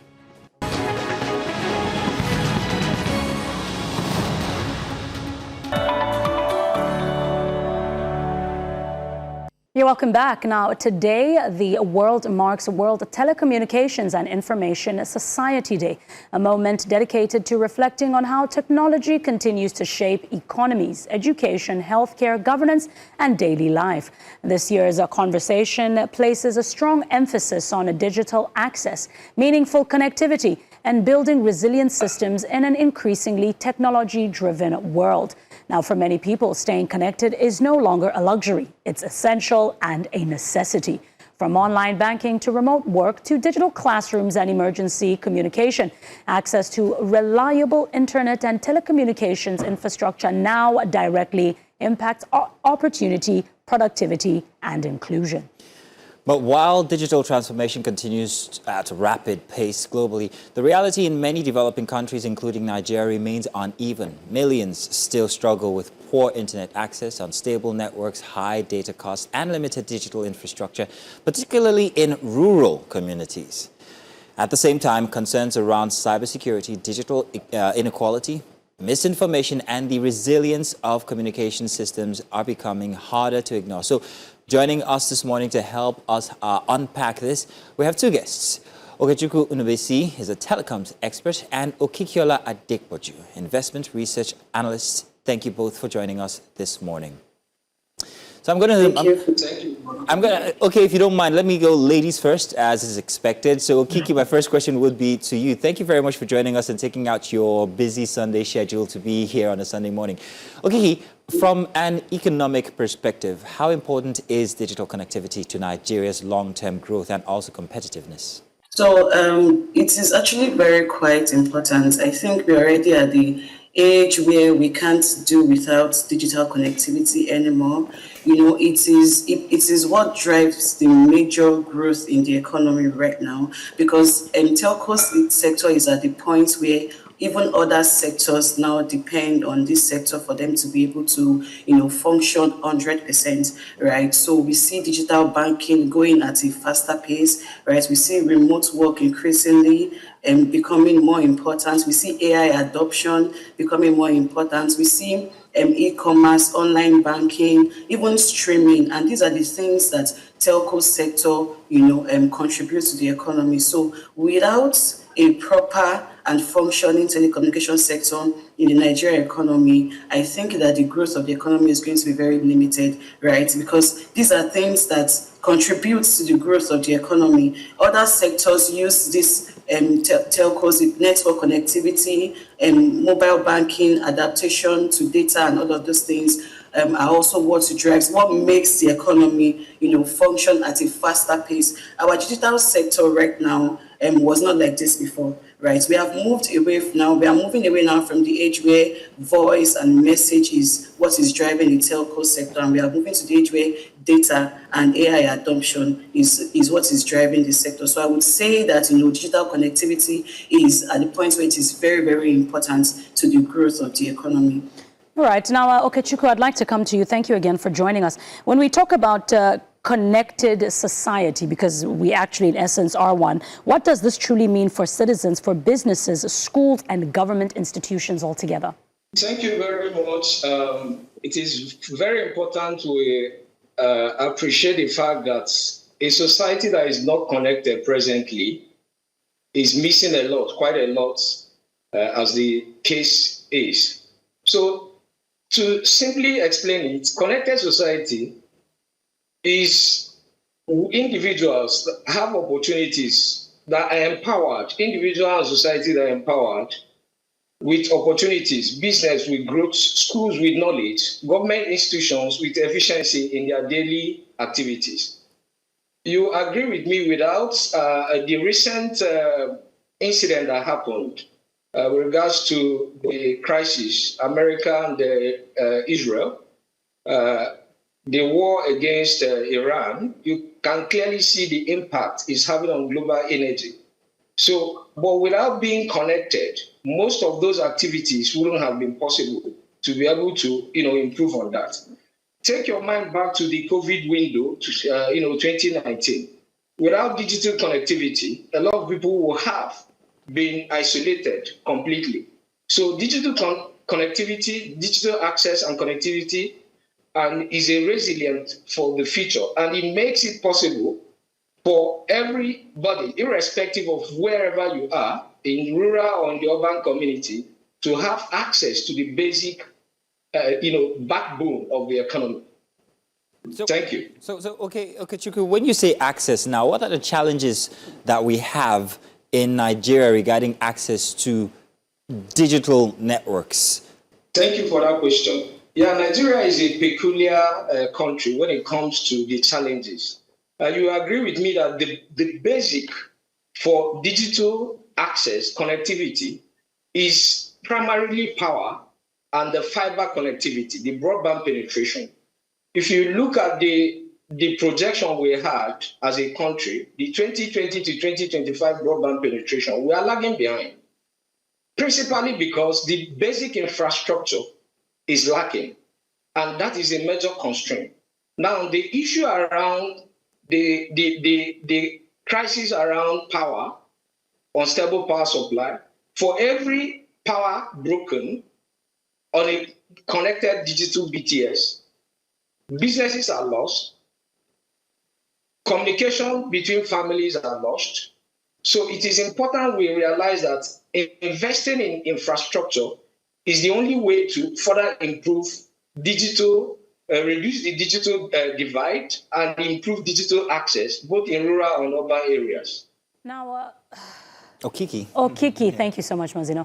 When we look at what investors look at, investors always talk about, digital infrastructure as the backbone of economic development. As Okechukwu mentioned earlier, some of the things that we lack. Is Nigeria currently investing enough in these spaces? Yeah, I would say that we are. It's just that I think where the major concern is the rate at which the demand is growing is not growing in tandem with the rate at which this investment is being made.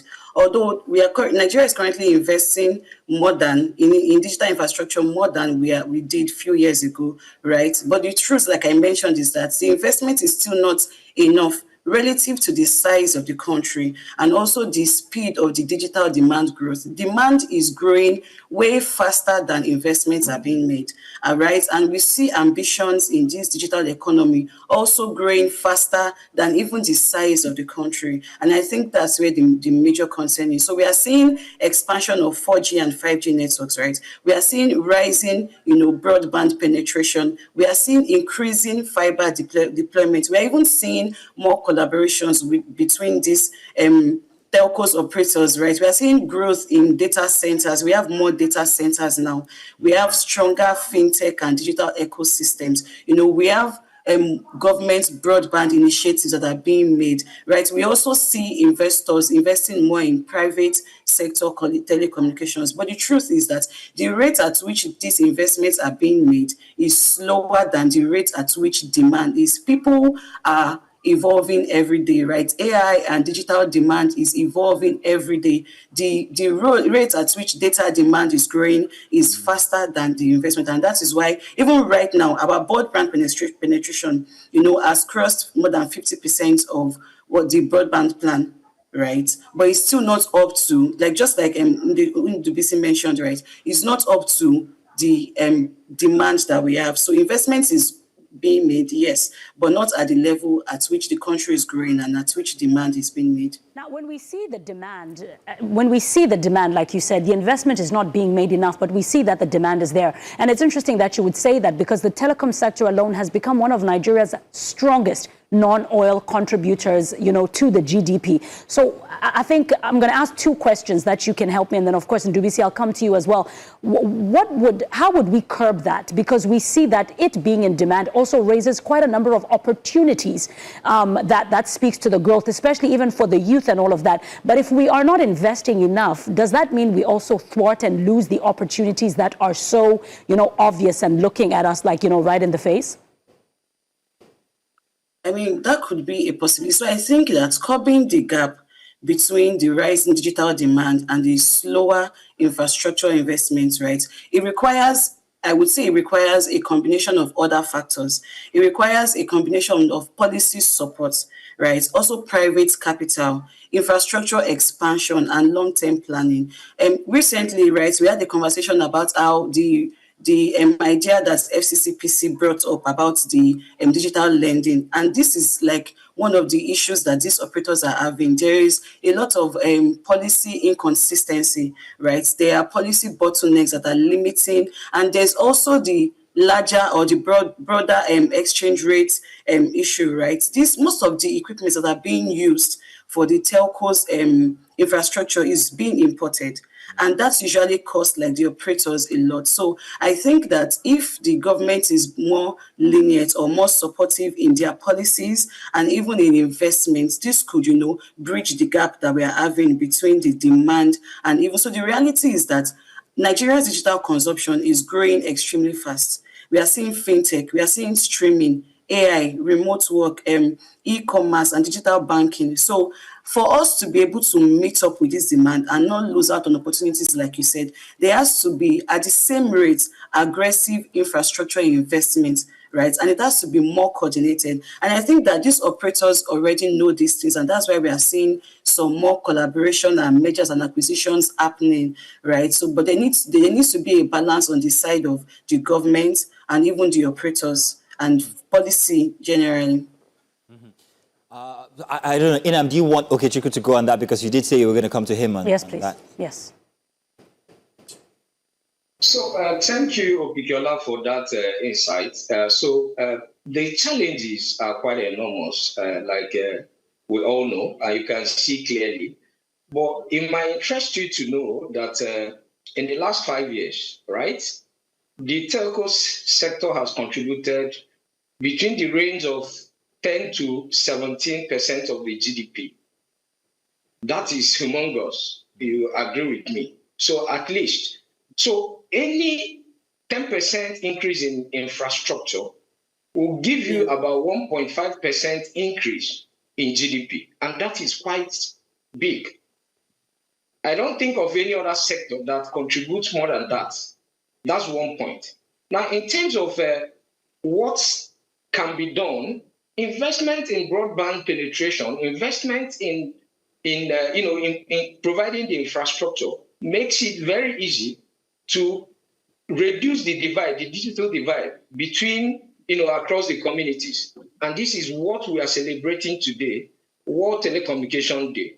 Digital access, connectivity, and a resilient future. That resilient future we are talking of, a clear statement of what happened during the COVID-19 is a testament that tells you that without digital access, without connectivity, you are like excommunicated to the global village, which is what we have seen in this era. Well, Thank you. Let me jump on this backbone here. I hear you on the contributions to GDP that the telco sector is putting in Nigeria, but that's coming from our pockets. Data is the most expensive thing, but yet it's on demand. Whether you like it or not, I will complain about paying for data till next year, but I will still buy the same amount of data that I need every single day. And I'm wondering, what's driving this cost? Is it profit or is it servicing the infrastructure? And be honest, okay, please. So thank you for that question. I think in the course of Viola answering the question, she actually enumerated some of those points. The major factor here, the forex impact have a very huge, adverse effect to what you just mentioned. The telco equipments are dollarized, right? And by the time you import these equipment, you generate revenue in Naira. And by the time you do the conversion, you know what the numbers will look like. That's a major factor that you cannot. Then the other thing, I think is important I mention also, it might shock you that Nigeria is not among the top 10 countries in Africa that have ICT development index. Countries like Libya, which is topping, Morocco, Seychelles, and others are their digital divide penetration index is in the range of 88% upwards. And what is the major difference here? You have to break that down for us so we understand totally what you mean. Okay, so, so basically what I mean is that if you look at the population of the country vis-a-vis the number of the citizens of that country that have access to basic digital device, digital access, connectivity freely, Nigeria is nowhere among the top 10. And simply because we are challenged at the infrastructure level. There are some basic infrastructure that, if put in place today, you agree with me that that cost you're talking of will probably drop by more than 40%. You're talking of power, you're talking of theft, you're talking of repeated fiber cuts across the span of Nigeria. For every fiber cut has a direct ripple effect on what we are talking about. So to guard against all this, the country, Nigeria as a nation, needs to do more in that regard to ensure, of late, it's not about the policy alone. Of recent, Nigeria has commissioned the CNNI policy, but the implementation and enforcement is a major problem. The Office of the National Security Advisor is sitting on this, and without those things, Nigerians also need to understand that vandalism, theft of telecom equipment is a critical network infrastructure, and it has direct impact in every facet of our industry, every sector of the economy. So it is something that we all collectively as a nation have to guard jealously to protect and ensure that the digital access, connectivity, broadband penetration, and the so desired resilient future we all look forward to is achievable. Okiki, from the investment angle now, I'm wondering, yes, and I do think that investors would have plenty of input, they'd be expending a lot when it comes to securing their infrastructure. Am I correct? Because that's a consideration at this point. But if you had the government take care of security, how much would we be saving in terms of percentage when it comes to use or data? So first of all, I think we are forgetting the fact that the sector is a regulated sector. These operators don't even get to adjust pricing whichever way they want to. That's why they were clamoring for this tariff increase for a while before we saw the approval in early 2025. So first of all, they don't even have there's a cap that they can't go over and they can't go under, right? And so even if we remove security, which is a major issue for them, but the concern that security and vandalism is given is not even up to the cost of infrastructure itself. Like more than almost, not all, but the major equipment that these operators use for their operations is being imported. And that is why we are saying that foreign exchange, right, volatility, is what is going to make this significant progress. And apart from the exchange rates too, policy too is going to, if the cost of right of use or right of way, right, reduces, if the cost of getting some certifications reduces, if the cost of energy reduces, these are things that we could see that could that could lead to a reduction in the price of data, right? Like EWBC said earlier, right? These operators spend a lot on energy.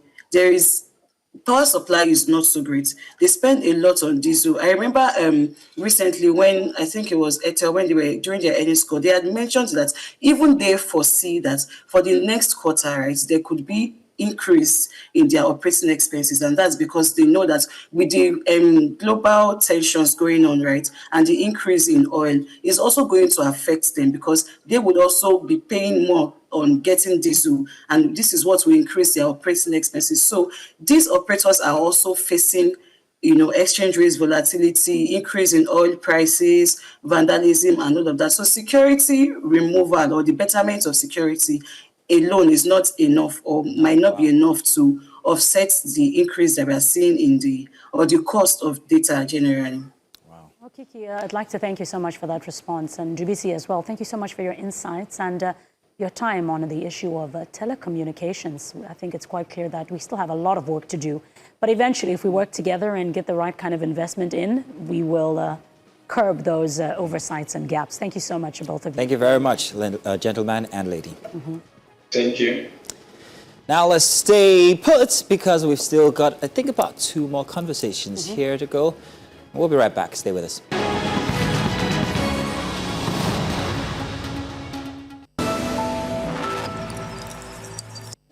Welcome. It's time for the news. My name is Mazino Appeal. Our reactions continue to follow the killing of senior ISIS commander Abu Bilal al-Minuki during the joint operation by Nigeria and United States forces in Lake Chad Basin. Security experts and political leaders have described the operation as a major breakthrough in the fight against terrorism in West Africa, with authorities saying the strike dealt a heavy blow on extremist networks in the region. Residents in affected communities have also expressed hope for improved security and fewer attacks. Former Chief of Staff, Operation Safe Haven, just Major General Mohammed Bello, earlier joined us to discuss the development.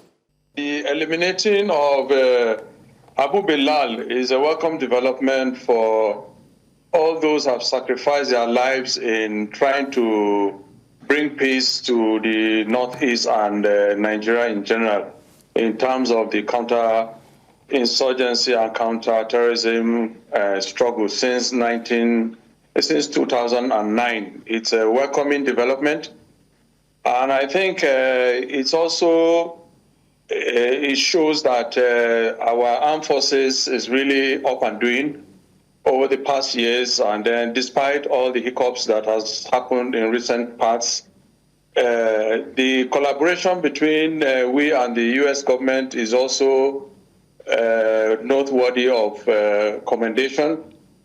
But we also have to consider that this action needs to be sustained by we Nigerians, and we as a people. We must also take the fight to the enemy, not allowing the enemy to overrun us and make us not be able to live in peace. The Americans, yes, through their intelligence, they have one of the best intelligence in the world, provided and then they eliminated such a figure. Away from security and now to politics, the All Progressives Congress has concluded primary elections in several states ahead of the 2027 general elections.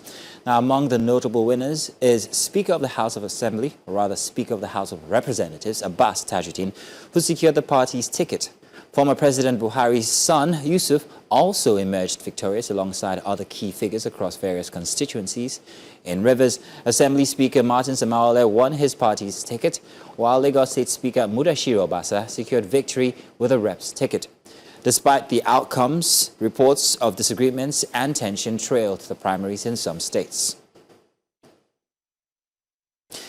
The news continues in Central Africa, where the World Health Organization has declared the Ebola outbreak in Democratic Republic of Congo a public health emergency of international concern, as health authorities race to contain the spread of the deadly virus.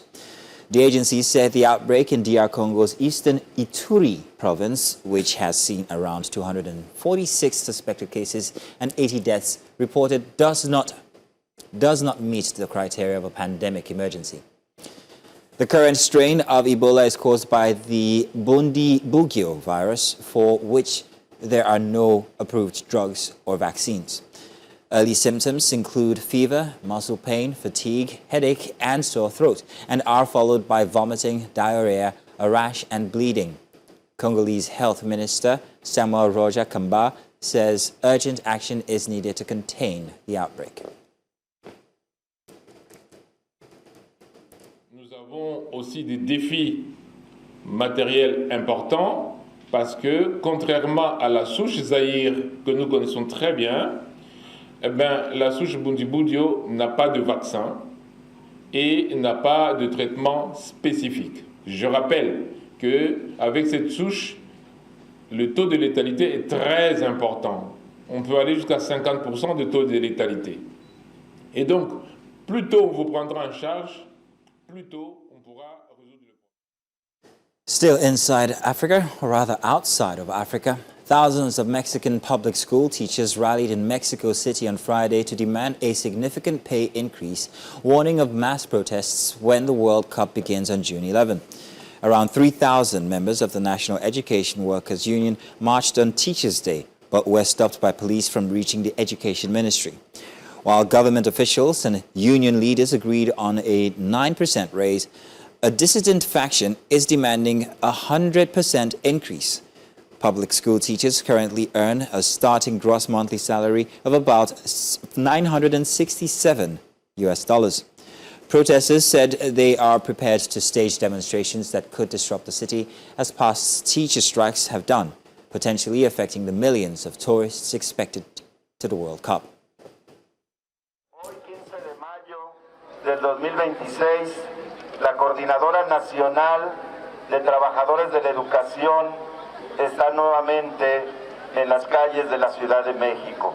El 1 de mayo entregamos este pliego petitorio al secretario de Educación, Mario Delgado, y al subsecretario de Gobernación, César Yáñez.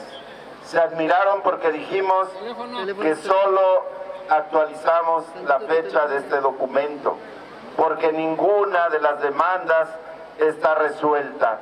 Exigimos el cumplimiento a esas demandas. De no hacerlo, hay ya un consenso para que en el marco del fútbol, del Mundial de Fútbol, estemos desplegando una de las movilizaciones más intensas, más contundentes que hasta hoy se hayan realizado, porque no vamos a cejar nuestro esfuerzo hasta ver logrado nuestra meta. And that's all for the news this top hour. Do stay tuned because we have more conversation inside of Breakfast Extra. We'll be back.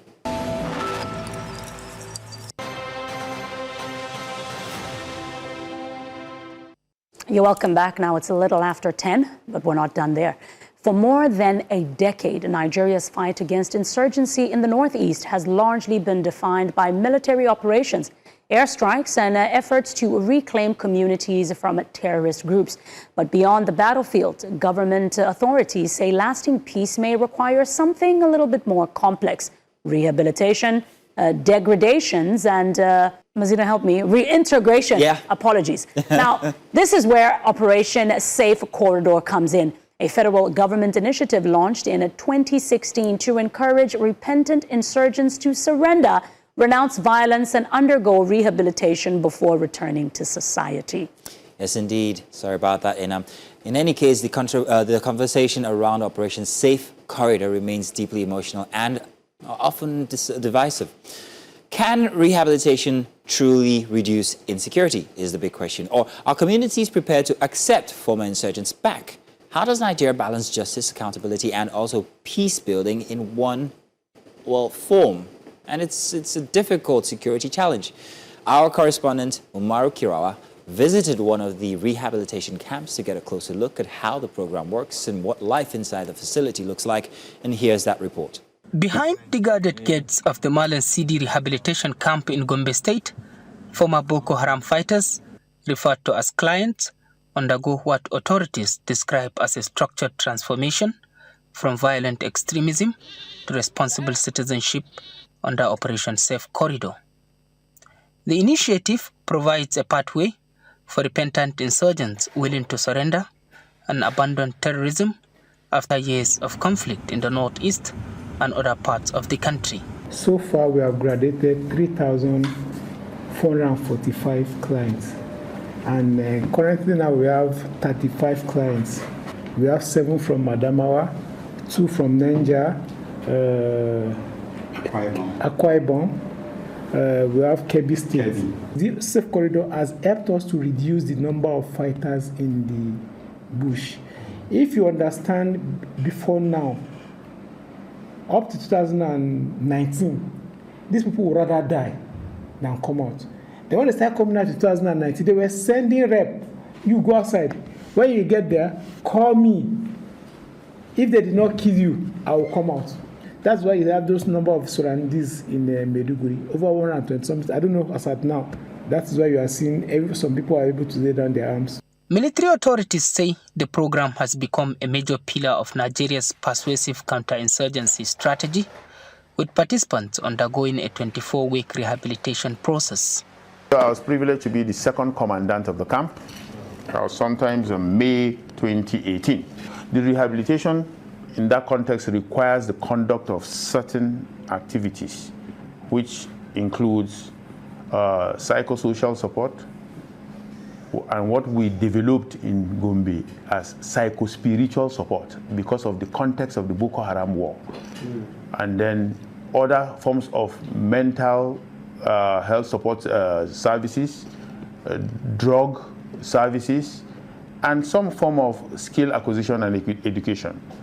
With 17 ministries, departments and agencies involved, international partners such as the IOM have also played key roles in the de-radicalization and rehabilitation process. They don't feel free with us. They are not free with us. But after some time, when the radicalization have started, and then they must have started undergoing some process, and then they have now trusted us. So you find out that they are willing to tell us everything that they know. So it is at that stage that we conduct the normal profiling, which we store in our database. Clients are not necessarily reintegrated back into the community where they come from. We give them the opportunity to choose where they want to go to. And so as soon as you are integrated, you are being given everything that belongs to you once you get back to Maiduguri.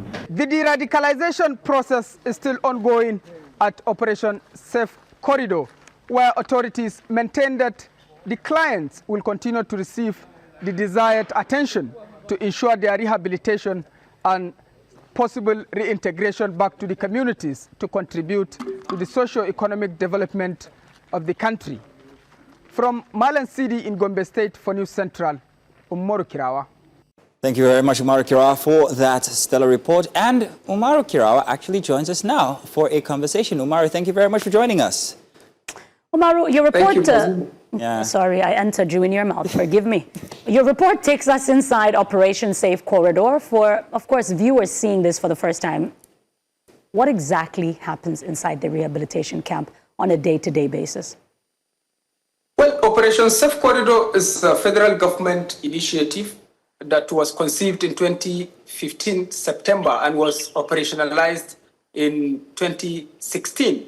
And the initiative is a multi-agency initiative that involves different stakeholders from the military, the police, members of the NDLEA, the prison and not prison, sorry, the various security agencies and also community engagement in the operation. And the operation seeks to de-radicalize repentant insurgents, which the authorities there prefer the public to call them as clients or victims of terrorism. Clients. So by and large, what happens inside the Operation Safe Corridor is de-radicalization and rehabilitation of repentant insurgents, or call them clients, or you call them victims of insurgency in Nigeria.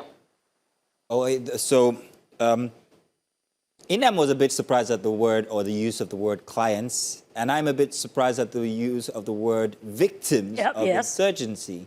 So exactly why are these terms necessary? Well, based on what the authorities are saying, particularly the coordinator of the program, Brigadier General Ali, is saying that attributing the word ex-terrorist or ex-insurgents to those people that have repented voluntarily, there are connotations or issues of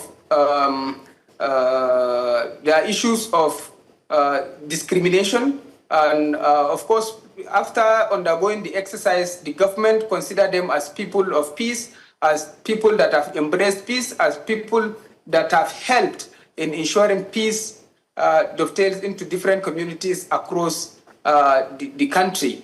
As such, attributing the word ex-terrorists to them, according to the authorities, is counterproductive. As such, they prefer people or community members and the media to refer to these people as clients, or basically victims of insurgency. Okay, so that's going to bring us to very sensitive areas here when we get to talking about people's, well, sentiments generally, but let's leave that for later. I wanted to know, from what you saw while in the facility, what indicators actually point to true transformation when it comes to the clients that you saw there? Well, honestly, there are so many misconceptions with regard to the Operation Safe Corridor, the initiative of the deradicalisation and rehabilitation of the terrorists. And that is why largely even senior government officials in Nigeria, including senators, some of them persistently disagree with the initiative, including Senator Dume, which has been a very vocal voice with regard to disagreeing with the initiative of deradicalizing ex-insurgents. And so many other stakeholders in Nigeria's political firmament have also disagreed with the initiative. But largely, if you go to the camp, you will see people, because I had one-on-one with some of them, we spoke with some of them, we saw the centers that is operating, we saw the vocational centers that these repentant insurgents are undergoing, different trades, including carpentry, tailoring, fashion design, including farming and so many other developmental initiatives. So largely it's, yes, there are so many misconceptions with regard to it, but authorities there maintain that these people have surrendered willingly, and some of them are, have been forced or conscripted into the terrorist group. And some of them were just, when the terrorists storm into communities, they pack them, move with them to the bush, they stayed there with them. Some of them actually engaged in fighting, while some of them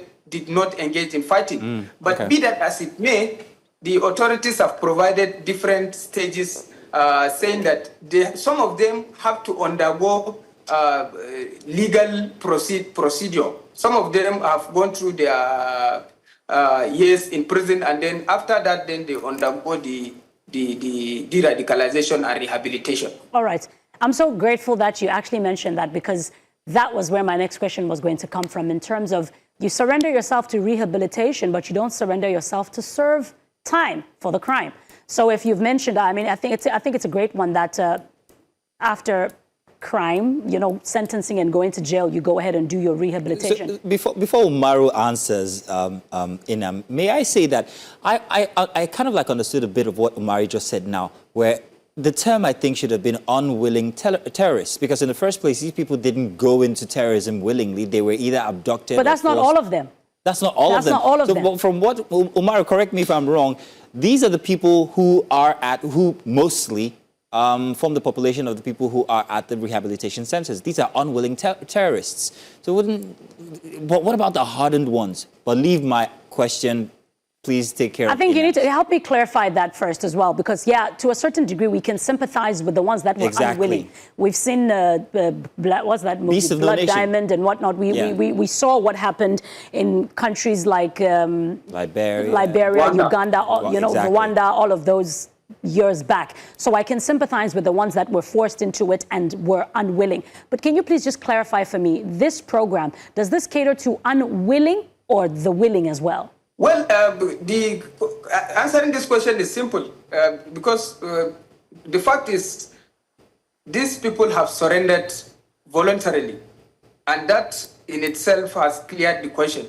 But be that as it may, sorry, I don't know if you're sorry, sir, I'm not sure if you're the right person to be asking this question. Surrender, maybe not tomorrow. When you say surrendered, surrender to what exactly? Surrender to the authorities, to the government. Okay.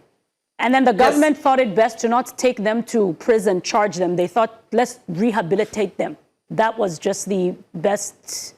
Help me. Let me explain so that everybody understands. Yes, but there's different terminologies in the program or the initiative. There is what they call low risk.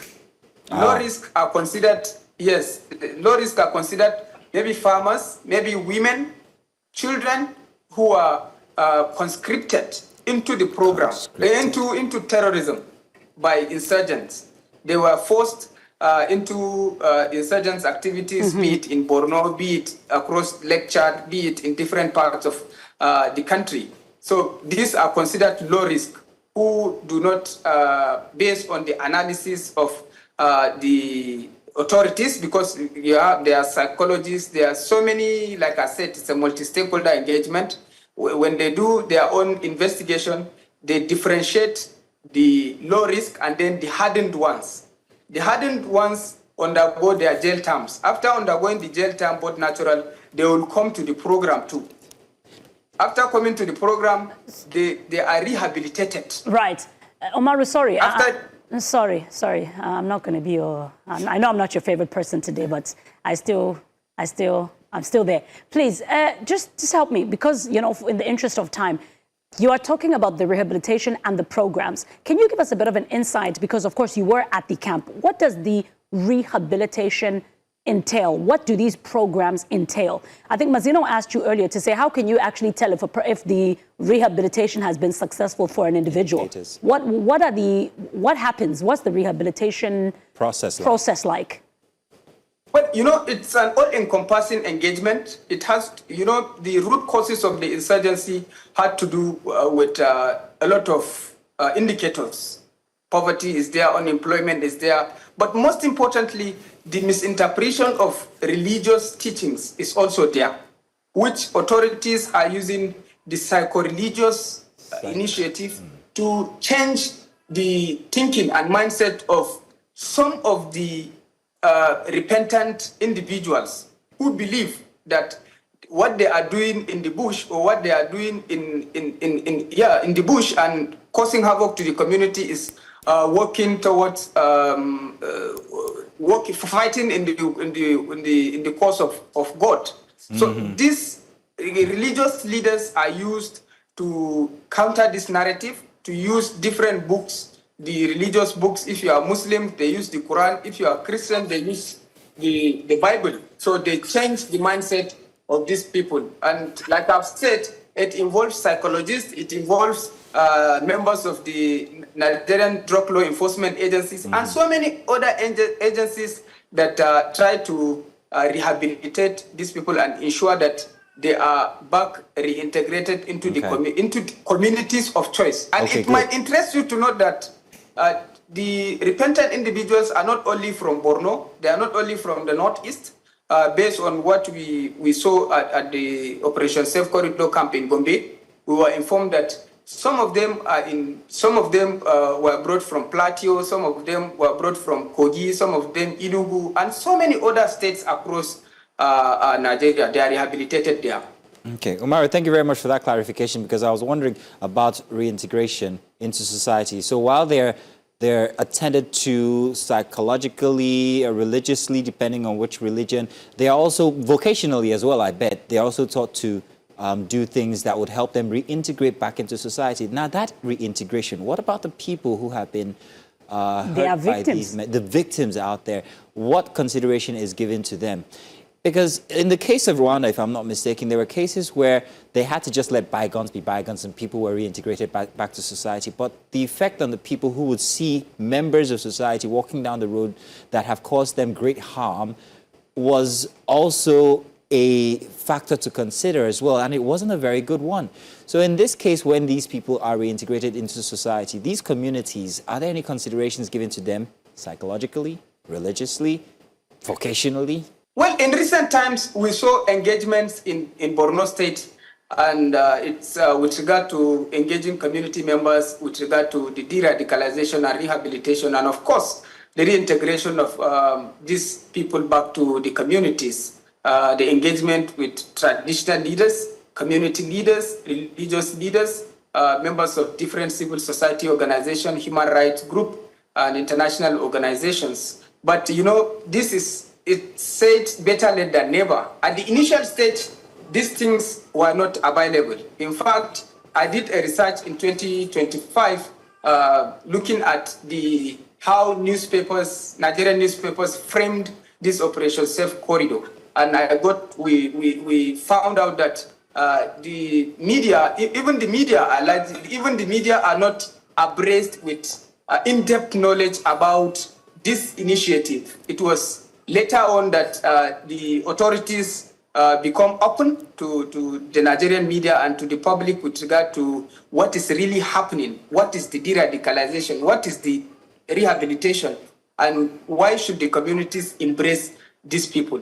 And most importantly too, international organizations like the IOM are engaged in this initiative. They support this initiative, and there is what they do. If they support one repentant insurgent out of the community, they support, I think, is it 2 or 3 or so. Aha. So it's part of the initiative that that makes sense. That makes sense. But it's international best practice, and this is what is happening. But unfortunately, you know, there is a very low media visibility with regard to what is happening. But thank God now we are seeing authorities giving permission for media people to go into this. Umaru, one last question for me before I let you go. When we're looking at the infrastructure and you know how this works, is there a reason why perhaps Operation Safe Corridor would not be able to function and rehabilitate them in jail? Well, you know, putting someone in jail in itself is putting him inside a cage. Even his thinking capacity, how he interacts is. Though it's even the Operation Safe Corridor, it looks more of that, but people there have freedom. Like one of the intelligence officers is saying, at the initial stage, even the repentant people are not willing to dish out information about what happened in the bush, how they can help authorities to address some of the teething problems in tackling the counterinsurgency and counter-terrorism operations in different parts of the country. But at a later time, there is that trust building. And immediately after that trust, they become open and they give all the relevant informations and they interact, they discuss. We spoke with some of them. I mean, you'll be shocked to see some of them. They are just normal, just like you and I, but we are just opportune not to be part of them. Umaru, thank you very much. Inam is in the studio here with so many reactions to the things that you've been saying. I'm sorry we don't have the nice presenter today. Next week we'll have the nice one for you. But thank you very much, Umaru Kira, for Umaru knows I'm nice. for the reporting. It was stellar. Thank you very much, and we hope to see more from you. Thank you. Yes. Yeah. All right, now let's go on a break so that Inam can vent a bit behind the cameras, and we'll be back.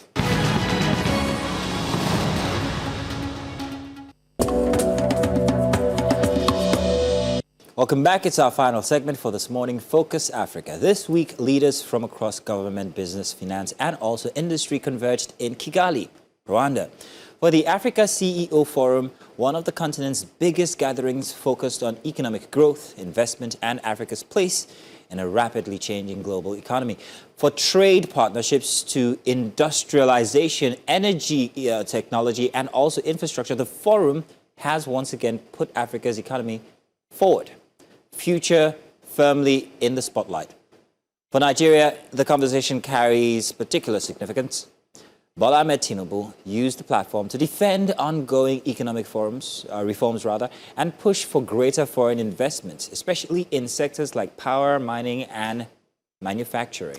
Now, the forum is also taking place at a two-time, or it has taken place rather, at a time of a growing global uncertainty, rising debt pressure, shifting trade alliances, and competition of Africa's critical minerals, and a fresh debate around economic independence. Leaders across the continent are increasingly calling for Africa to move beyond exporting raw materials and minerals and instead focus on local production, value addition, and a stronger regional trade. So what does this year's CEO Forum truly mean for African economies? Can the continent attract meaningful investment while protecting its own interests? Joining us now this morning to unpack the key conversation and implications of the Africa CEO Forum is Segun Adebayo, Executive Director, Center of African Policy Research and Advisory. Segun, you're welcome. Thank you very much for joining us on a Sunday morning. Good morning. Thank you for having me. Yes, indeed. Thank you. Segun, second CEO Forum here. What exactly is the Africa CEO Forum targeted at, and why is it important to economic conversations? Let's start with that. Yeah, the African CEOs Forum, I mean, it's dubbed the Davos of Africa. It's one of the most important platforms where a lot of trade synergy happens, where a lot of collaboration across the African continent happens, and it's quite important. It's quite an important place for conversations on the development of Africa, looking at it from the public-private partnership. And it's quite a very important conversation to follow, to monitor. And then again, the question arises, is it yet another talk shop in Africa? Because just a few weeks before then, we had the one organized by the French government in conjunction with the Kenyan government, where we had almost the same set of people just moving from Kenya to Rwanda. And just before then, 3 weeks before the one in Rwanda, before the one we had in Kenya, we had the one organized by the United Nations, UNECA, in Ethiopia, where we had about almost the same set of people over there. And before then, we had the one at the African Union. So we're looking at a migration from one place to the other, having the same set of conversations across the various regions of Africa. So that's one of the main things we tend to ask ourselves. Is it yet another talk show? Because one of the biggest drivers of Africa's economy is security. Without proper security, there is absolutely no economy. And all of these various conferences we've had, from the African Union to the UNECA, to the one in Morocco that I held in Tangiers, down to the one here now in the one in Nairobi, and now the one in Rwanda, almost all of them is failing to address the critical major contributor to the African economy, the area of insecurity, which unfortunately it affects almost every area of the continent. Now, this year's forum did focus heavily on trade investment and economic reliance and resilience. What would you say are the biggest takeaways? I mean, we've been having these conversations for quite some time now. Africa CEO Forum is not necessarily new, but what would you then say this specific one, you know, the takeaways of the conversations are in Kigali? I think that first of all, it's helping to deepen the conversation on the AFCFTA, because, I mean, you're looking at the African Continental Free Trade Treaty. It's one of the biggest policy documents on trade in Africa.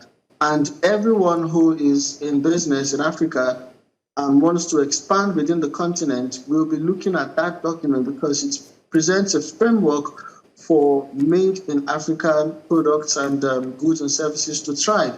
And it was one of the big conversations at this particular event. And having some of the top CEOs in Africa come together to sit down and look at Africa's economy.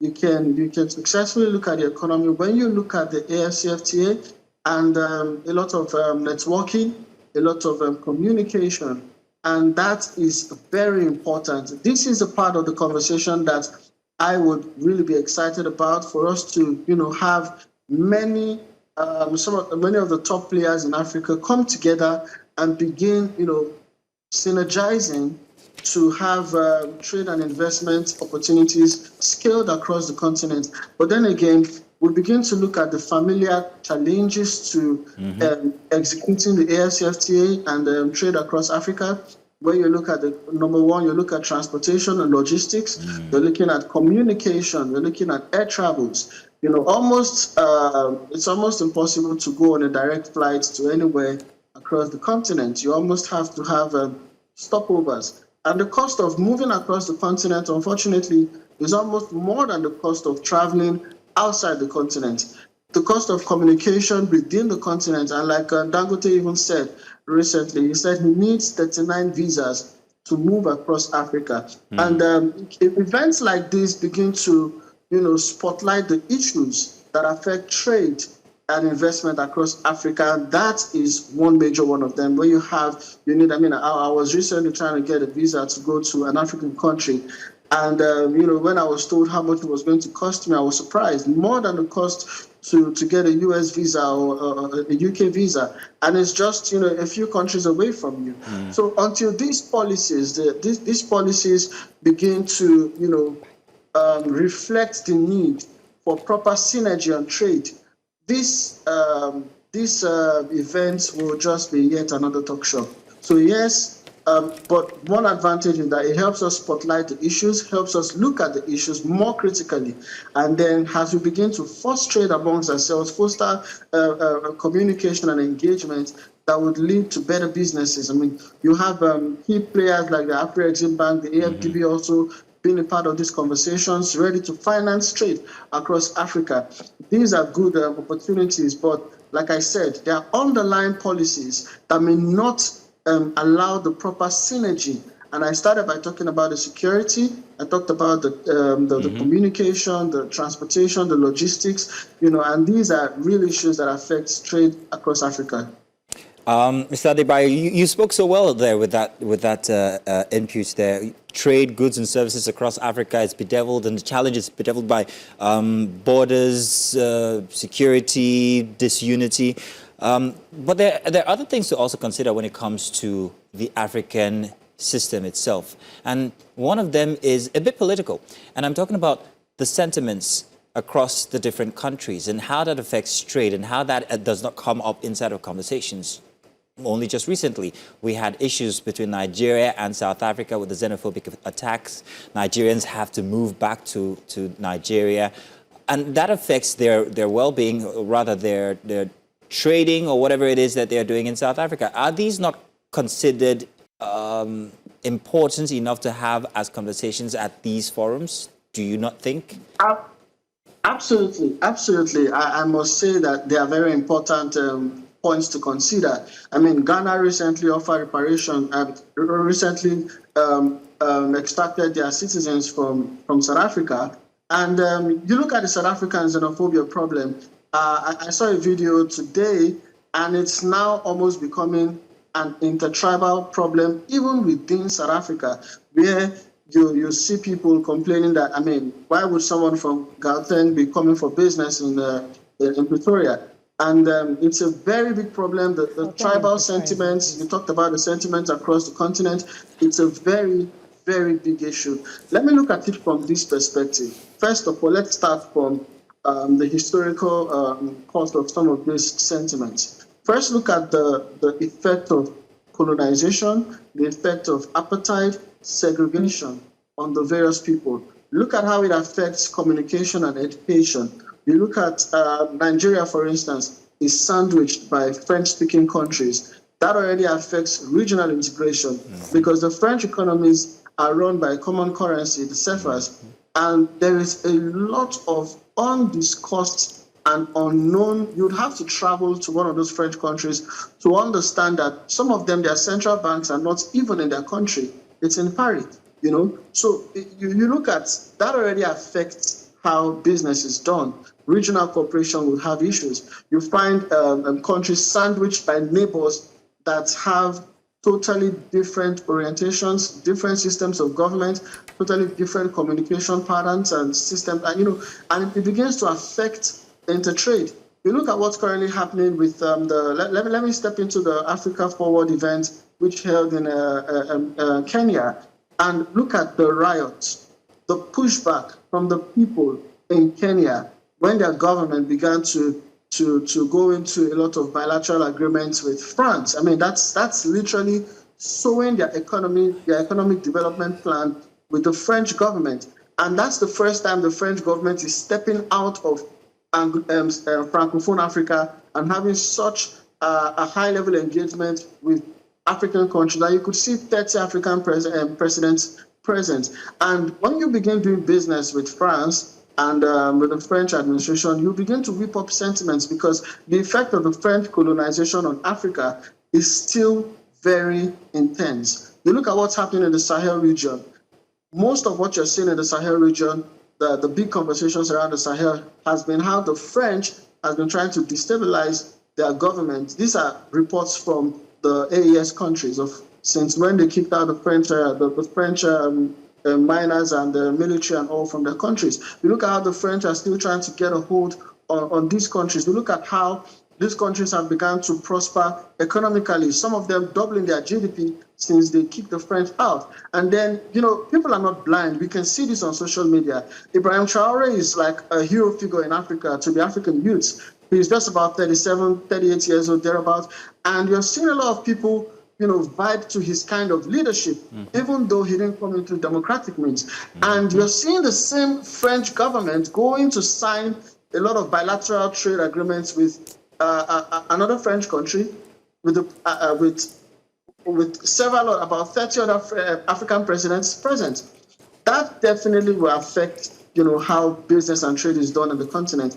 And of course, like you rightly said, the xenophobic attacks in Southern Africa, that's also a big conversation. And that's a challenge that if South Africa continues on that trajectory, they will definitely, begin to stir up other unsavory sentiments, policies. Yeah. Look at what Shegun, if I may, our own Senator Oshomole is doing. Oshomole is trying to whip up sentiments against South Africa.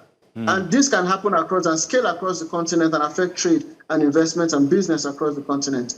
Yeah, unfortunately, with the Ashimole, I think that's a conversation he likes him, then he doesn't like them. It will thwart in a different direction because he was up in the sky. Up in the sky. But Shegun, please, if I just may, especially with many of the statements that you made, which are actually quite valid, I'm in agreement with that. And I think it's quite crucial that we're having this conversation now, taking into consideration that next month is supposed to be the mid-year summit at the African Union. In the conversation that President Tinubu had with moderator Zainab and the president of Gabon, there was a question that Zainab asked there. When we speak about this collaboration of our resources and our trade as the African continent and being pan-African, to say the least, she made a comment there where she said, if we look at Europe and some of the things that we want to adopt, especially with the Schengen and all of that, she asked a very critical question, which is something that I'd like to ask you in terms of readiness and, of course, if this would work. She said there to President Tinubu that Europe has the euro. So why is it that by now Africa does not have the afro? Would a one currency work within the African pan-Africanness that we appropriate and speak about and advocate for on the African continent? I think that it's a conversation that has begun at some point, I think about 10 years ago at the African Union. And but pursuing that unity of economy across Africa with a one currency system in Africa, it's a lofty ideology considering where we are currently, the level of regional division on the continent, and then again, who is going to broker it? Which multilateral or intergovernmental agency is going to broker it? Is it the African Union? Have you been to an African Union event before? If you have been to, I was in the one this year, I was in the one the last year, I was in 2025 and 2026. How many African presidents are there in person? How many of them?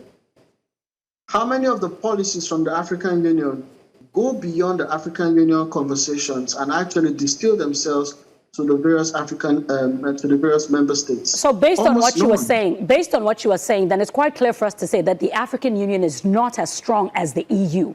Meaning we are failing as a body.